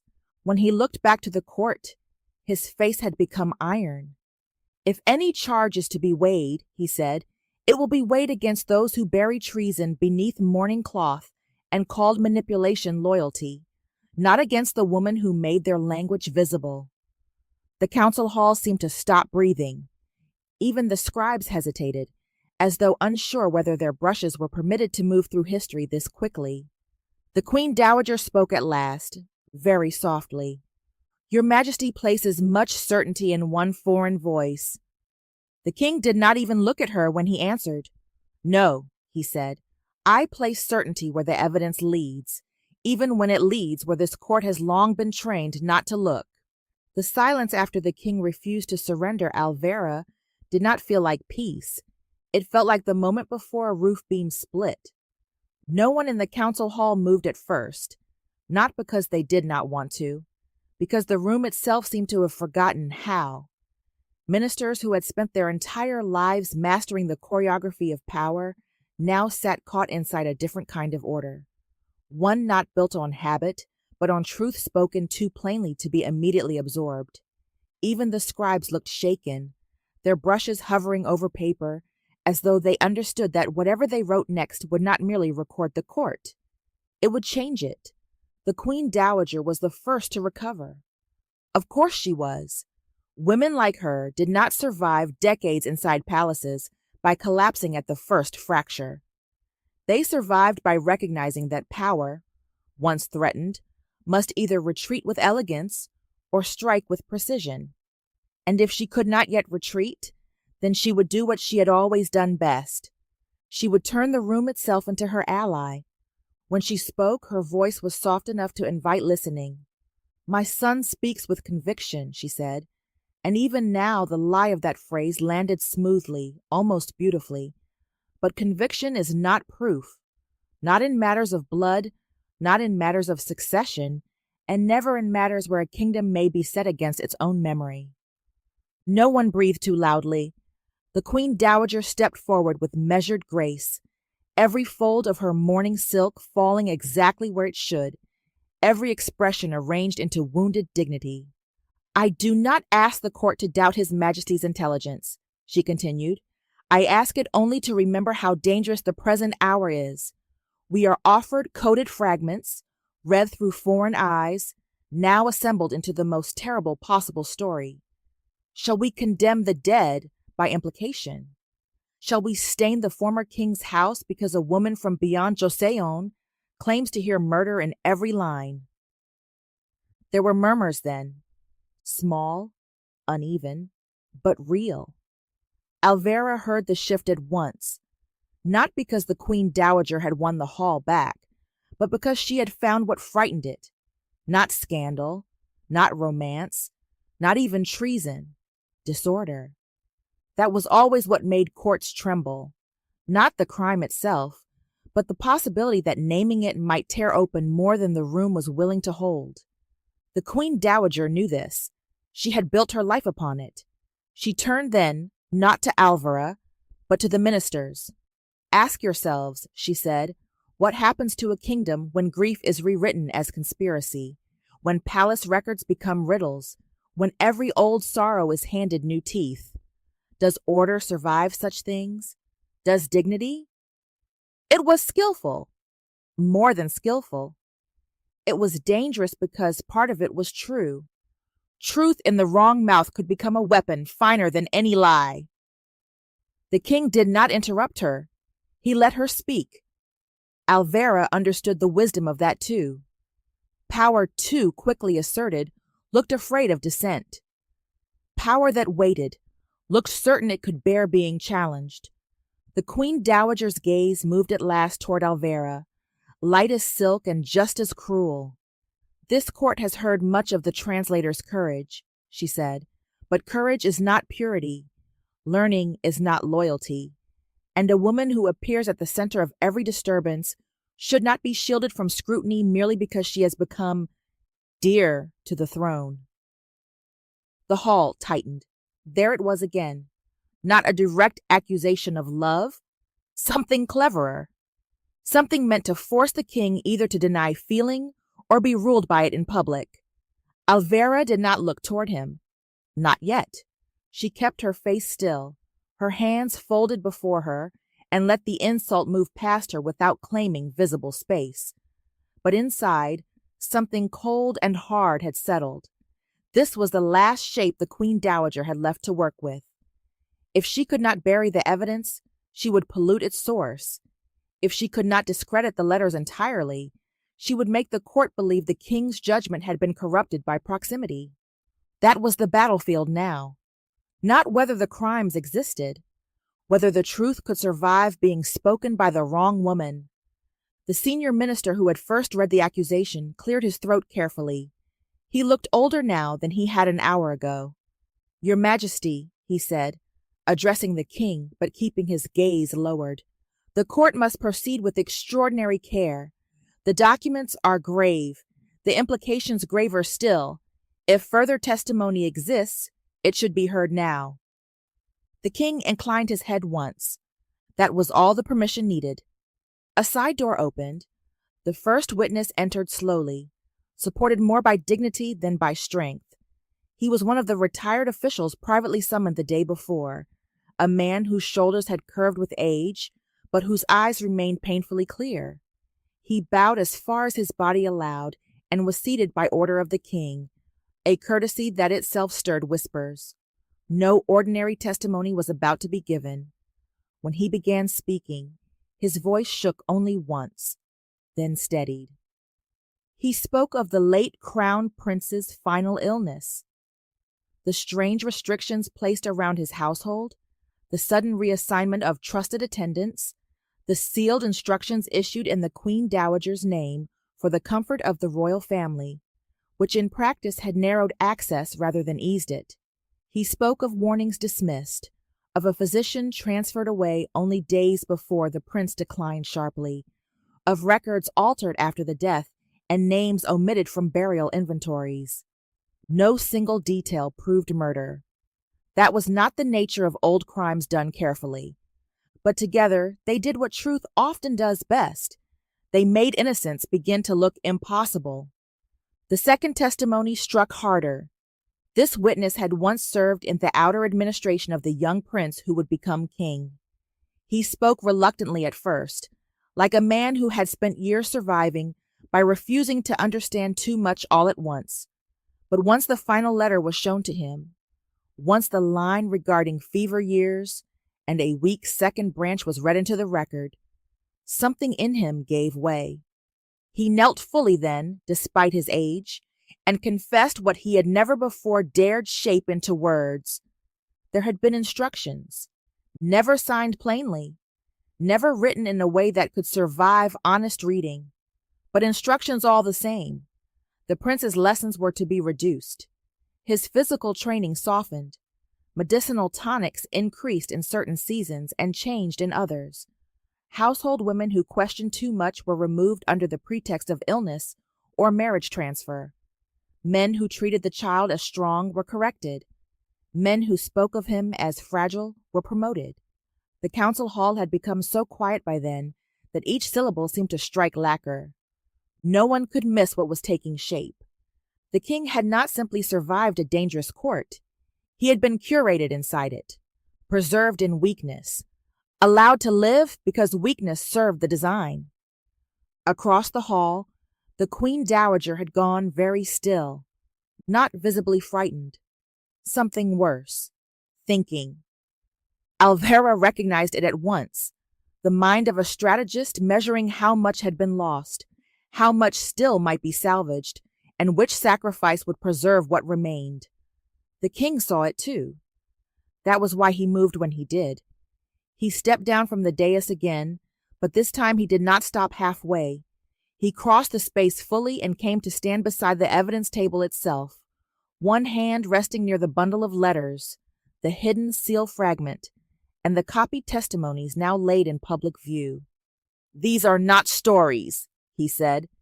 His voice did not need to rise. "They are records, partial, hidden, coded, yes, but records all the same. They are supported by altered household lists, by administrative removals, by witness memory, and by a seal fragment found concealed within the bindings used to transmit these materials." At a gesture from him, the seal fragment was lifted and shown. A senior archivist confirmed its pattern under oath. The plum blossom variation worked into formal cloudwork, reserved for the Queen Dowager's household and not lawfully used in common circulation. That was the blow the room had been waiting for. Witness memory could be attacked. Interpretation could be argued. Even buried letters could be called uncertain. But a household mark, hidden within the very mechanism by which the correspondence moved, that was not rumor. That was touch. For the first time since the session began, open disturbance broke across the hall. Not chaos, not yet, but enough. Ministers turned toward one another. Two scribes spoke at once and had to be silenced. One of the Queen Dowager's long-favored advisers rose abruptly, only to sit again when he realized no one wished to be the first man seen defending her too visibly. The Queen Dowager finally spoke, and now, for the first time, her voice no longer sounded maternal. It sounded dangerous. "You would condemn me on paper scraps and frightened old men." The king looked at her directly. "No," he said, "I would condemn no one without proof. A beat. That is why I waited." Something flashed through her eyes then. Memory, perhaps, or rage at the realization that he had not stumbled into this confrontation. He had assembled it, chosen the witnesses, sequenced the evidence, forced the faction into daylight before it could fully coordinate its escape. She had once kept him alive as a manageable child. Now that same child had become the one man in the room she could no longer predict. It was almost enough to admire, if admiration were not another word for defeat. One of the elder ministers, a man famous for never speaking before necessity dragged him to the edge of it, rose from his place. His hands trembled slightly in his sleeves. "In all my years," he said, facing the court at large, I have watched this palace survive famine, mourning, border threats, succession panic, and foreign uncertainty. I have also watched good men learn to keep certain thoughts buried because burial was safer than memory. He turned, slowly, toward the Queen Dowager. Today, I am forced to conclude that what we buried was not confusion, but guilt. The sentence hit with the force of a door breaking open. Several ministers bowed their heads at once. That was how factions died in courts like this. Not always with swords. Sometimes with the first respectable man willing to stop pretending not to know what everyone had long feared. The Queen Dowager understood it too. Her face remained composed, but the air around her had changed. She no longer seemed like the still center of the room. She seemed like a figure standing on a platform that others were already stepping away from. The king gave the final order without embellishment. Queen Dowager Seo, he said, and the use of her formal title without any softer household language told the whole hall what came next, before the words themselves did. Pending full sealing of all associated records and private review of every implicated appointment, you are stripped of household authority, all access to state correspondence, and all administrative seal rights. You will be confined to the western inner residence under guard. No message leaves your chambers without royal examination. A stunned hush followed. The Queen Dowager did not protest. That was perhaps the last measure of her intelligence. A screaming woman would have looked guilty. A composed one might yet leave behind ambiguity. She inclined her head once. Only once. But before the guards could approach, she turned her face toward the king and said, so quietly that the whole hall had to lean inward to hear it, "You think this will end because you have finally named it." He did not move. She smiled then, not kindly, not maternally, but with the terrible clarity of someone who had long since ceased believing power belonged to the innocent. "No," she said, "this ends when the court decides how much truth it can bear without turning on the hand that carried it in."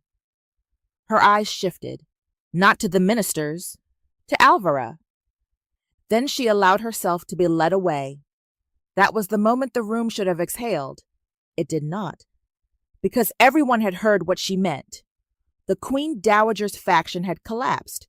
Her authority was broken. Her household would be dismantled and searched. Her allies would spend the next weeks denying, rephrasing, pleading illness, or suddenly remembering loyalty to the throne. In every visible sense, the king had won. But victory in a palace was never made only of what had been defeated. It was also made of what remained inconvenient afterward. And Alvara remained. The shift came so fast it might have felt like betrayal if it had not been so predictable. The same men who had sat in stunned silence while the Queen Dowager fell now began reaching for a new form of order. They could not save her. That much was gone. But they could still save the court from the part of the story that unsettled them most. Not the murders, not the manipulated succession. The woman. The foreign woman who had read the hidden language, stood beside the king in private chambers, survived 2 attempts on her life, and now occupied a place in the political memory of Joseon that no one knew how to classify without damaging the old shape of things. The senior minister bowed deeply. "Your Majesty," he said, and there was no malice in it now, which made it harder rather than easier to hear. "The realm acknowledges the gravity of today's revelations and your righteous firmness in the face of them. But the court must also consider what follows. Disorder does not end merely because guilt is named, it must be settled." Another minister rose, then another. They spoke carefully, respectfully, but all along the same line. Alvara had been useful. Alvara had been brave. Alvara had, in the strange providence of heaven, become the instrument through which corruption was made visible. And precisely because of that, she must now be removed from the center, not punished, they insisted, protected, escorted honorably from the palace, perhaps with gifts, perhaps with a stipend, perhaps even with the kind of official gratitude that sounded generous only to those never asked to disappear beneath it. It was about dignity, they said, about preventing further scandal, about preserving the sacred order of the throne from dangerous misreading by the city and the provinces. One minister, trying too hard to sound humane, said, "The flower that reveals poison in the garden must not remain planted beside the king's bed." The phrase drew a murmur of approval from the men who loved elegant cruelty most when it sounded like wisdom. Alvera stood perfectly still. She had known this would come. Still, knowing and hearing were not the same thing. The hall no longer looked at her as an accused woman. Something subtler, something colder. As a solved problem waiting for the king's signature. At the far end of the room, the king had not moved. That was the most dangerous sign of all. When he became very still, entire rooms had learned to fear what would come next. Alvera did not look at him immediately. She kept her gaze lowered just long enough to master her own breathing. Because the truth was sharper than she had expected. Part of her had wanted the ministers to be wrong in a new and miraculous way. Not politically, she was not foolish enough for that, but humanly. She had wanted one of them to stand and say plainly that the woman who had helped save the king's life and expose the rot in his house belonged in the history she had helped uncover. Instead, they had done what history often did. They had made room for her usefulness and none for her presence. At last, she lifted her eyes. The king was already looking at her. There was no softness in his face, because softness would have been fatal there. But beneath the iron of his expression she saw it clearly enough. He had known this would come too, and he had already made his choice. He rose. The hall bowed. When he spoke, his voice carried the kind of calm that made grown men wish suddenly for smaller lives. "You ask for exile," he said. No one answered directly. Too many versions of the word had already been dressed in politeness. He continued, "You ask it not because the woman before you has been proven false, but because she has been proven central, not because her work has damaged the throne, but because her existence near it discomforts your understanding of dignity." No minister spoke. None dared. The king descended the dais once more, but this time he did not stop beside the evidence table. He crossed all the way to where Alvera stood. The hall watched as though it had forgotten how to blink. He came to a stop at her side, not touching, not claiming, standing beside her in full public view. That, more than any declaration, altered the room. He turned then to the ministers. "You are correct about one thing," he said. "The court cannot return to disorder disguised as gratitude, nor can it leave unprotected the person through whom the truth was lawfully and indispensably made visible." There was a faint stir at that word. Lawfully. He had chosen it carefully. Then he did something that only became obvious in its brilliance half a second after he began. He did not ask the court to accept Alvera as an exception to order. He folded her into order itself. "By royal authority," he said, "Alvera Grace is hereby appointed to the office of Royal Records and Hidden Correspondence as special scholar of foreign scripts and court archives under my direct seal and protection. Her residence shall remain within the palace compound. Her movement, stipend, and rank will be governed accordingly. No minister, examiner, household, or auxiliary bureau may detain, question, transfer, or remove her without direct royal command." The hall froze. It was not the kind of announcement anyone had prepared for, because it solved everything at once. He had not made her queen, a reckless move that would have thrown the kingdom into a fresh fire and made every enemy suddenly righteous. He had done something far more difficult, far more intelligent. He had made her untouchable through law, not as a woman above the system, as a woman placed so firmly inside it that the system itself would have to break openly to reach her. For a heartbeat no one moved. Then the chief legal adviser, after a moment of visible internal struggle, bowed low and said, The appointment is within royal prerogative. That was the hinge. Once law spoke, resistance had to choose between argument and obedience. And argument, in that room, after what had just happened, would sound a great deal like mutiny. Several ministers bowed, some reluctantly, some in real admiration, some because they had spent their lives surviving by sensing exactly when a tide had turned beyond their ability to stand against it. Alvera did not move. For one breath, then another, she could not, because she understood what he had done. He had not asked them to make space for her. He had created it, stone by stone, seal by seal, in the only language power in Joseon truly respected. The king turned slightly toward her then, not enough for intimacy, only enough that his next words reached her before they reached anyone else. "It is not exile," he said. The words were quiet, but they struck her harder than anything else that day. Alvera lowered her head because she had to, because anything else in that room would have been too visible. But when she bowed, it was not merely to the throne. It was to the terrible, tender intelligence of a man who had found the one path between desire and duty and refused to abandon either.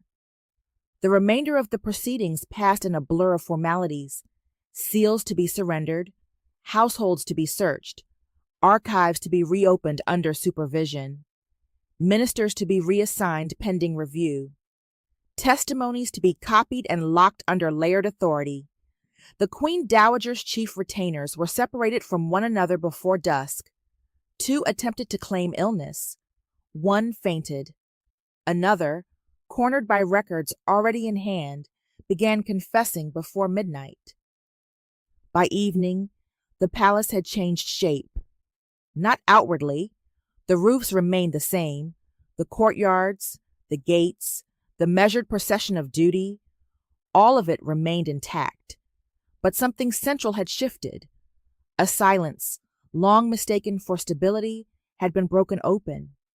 Men who had once spoken carelessly now measured each word.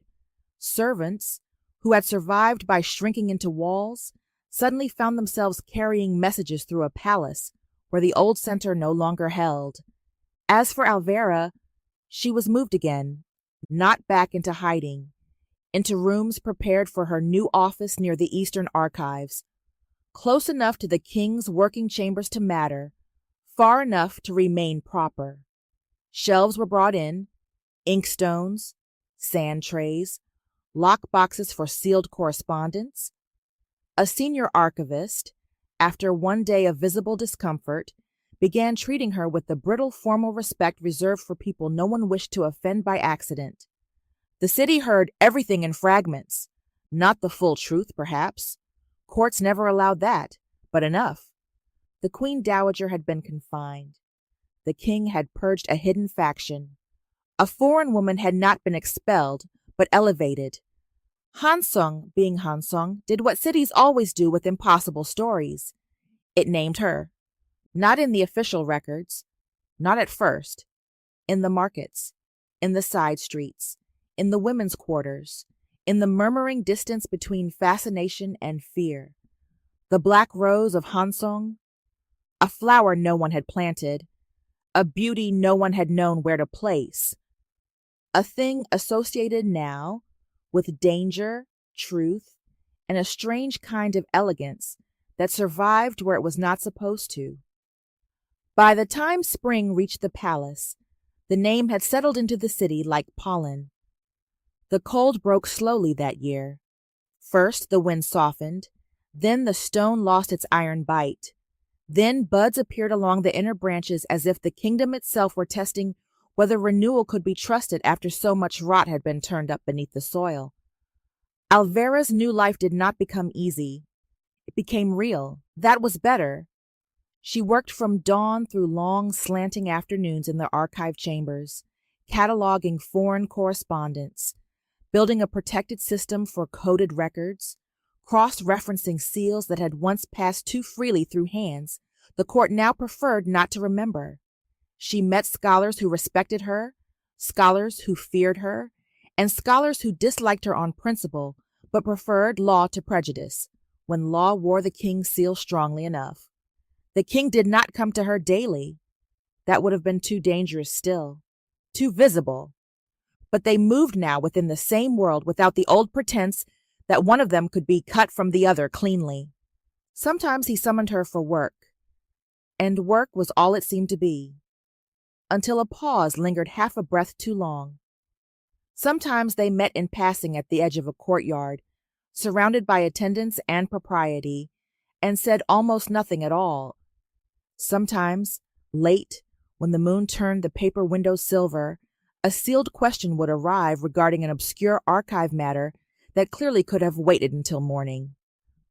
Alvara always answered, not because she was merely dutiful, because they had built something now that neither fairy tale nor exile could have improved, something slower, sharper, made not of fantasy, but of survival, intelligence, and the kind of feeling strong enough to endure structure without dying inside it. On the first day the plum blossoms opened in the inner courtyard, Alvara was walking back from the Eastern Records Hall with a stack of copied inventories in her arms when she heard the bells from a distant gate shift under the afternoon wind. She paused instinctively. The courtyard before her was nearly empty, washed in spring light so soft it made even palace stone seem merciful. The plum trees along the western edge had opened all at once. White and pale rose against dark branchwork, and each stirring of the breeze sent petals turning slowly through the air like bits of prayer too beautiful to name. Then she saw him. The king stood beneath the largest tree in a dark robe that spring had made less severe, his hands clasped behind him, his face turned slightly toward the drifting blossoms, as if he had been waiting there long enough to let the waiting become stillness. No attendants stood close, no ministers hovered, only distance enough to remain proper, and privacy enough to be dangerous in the oldest, sweetest way. Alvara approached slowly. When she stopped before him, she bowed, "Your Majesty." He looked at her. There was something almost quiet in his face now. Not peace, exactly. Men like him did not earn peace all at once, but perhaps the beginning of a shape that might one day hold it. "The archivists say you have already corrected 3 catalogs they believed complete." Alvara's mouth moved slightly. Then the archivists are sensitive men. That almost smile again. The one she had first seen in hunger and lamplight. Now it seemed to belong to spring. A breeze moved between them, carrying petals across the stone. For a moment neither spoke. There was no need to hurry this silence. It no longer frightened either of them the way it once had. At last he said, "Hansong has given you a name." Alvara felt the petals brush the sleeve of her robe. "So I have heard. And do you object to it?" She thought of the whispers, the market mouths, the city remaking fear into poetry because poetry was easier to live beside. She thought of blood on paper screens, hidden seals, poison in amber tea, winter chambers, one knee on the floor, and the long, brutal road from usefulness to place. "No," she said softly, "I do not." His gaze did not leave her face. "Good." A petal landed briefly on the dark fabric at his shoulder, then slid free. He took one step closer. Not enough to scandalize the courtyard if seen from afar. Enough. And when he spoke again, his voice was no longer for the throne, or the court, or the city. It was for her. "Then let Hansong call you what it has finally learned to see." Alvara's breath caught. He held her gaze through the falling blossoms, through all the history still standing between them, through every law and ritual and danger they had not pretended away. Then he said it, "The Black Rose." The name, in his mouth, no longer sounded like rumor. It sounded like recognition. Something in Alvara's face must have changed then, because his own expression altered with it, not breaking, not surrendering, only deepening into that rare, devastating softness he allowed almost no one to witness. Around them, the blossoms kept falling. Light caught in their edges. Somewhere beyond the courtyard walls, Hansong went on breathing, bargaining, remembering, forgetting. Ministers still maneuvered. Laws still held. Enemies still survived in smaller, meaner forms. The future was not simple. It was not clean. It would require patience, caution, and more courage than either of them had yet spent. But it would be theirs to build. Not stolen in fantasy. Earned in truth. Alvera lowered the documents from her arms and let them rest against the stone ledge beside her. Then, very slowly, she lifted her eyes back to him. No bow, no title, just that look. And he understood. Everyone in Hansong would understand soon enough, too. Not because he made her queen in a burst of romance and ignored the architecture of the world around them. Because he had done something stronger. He had written her into the life of the palace so completely that history itself would now have to pass through her name to tell the story honestly. She was no longer a visitor from the South Gate, no longer an omen, no longer a rumor, no longer a problem waiting to be solved by removal.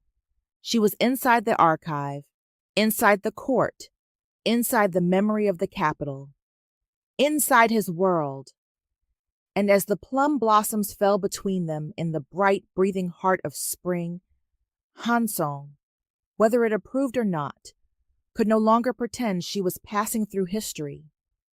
She was inside it. She was the king's heartbeat, Alvera, the black rose of Hanseong. The end. If you enjoyed this story, please like, share with friends and loved ones, subscribe for more amazing stories to come.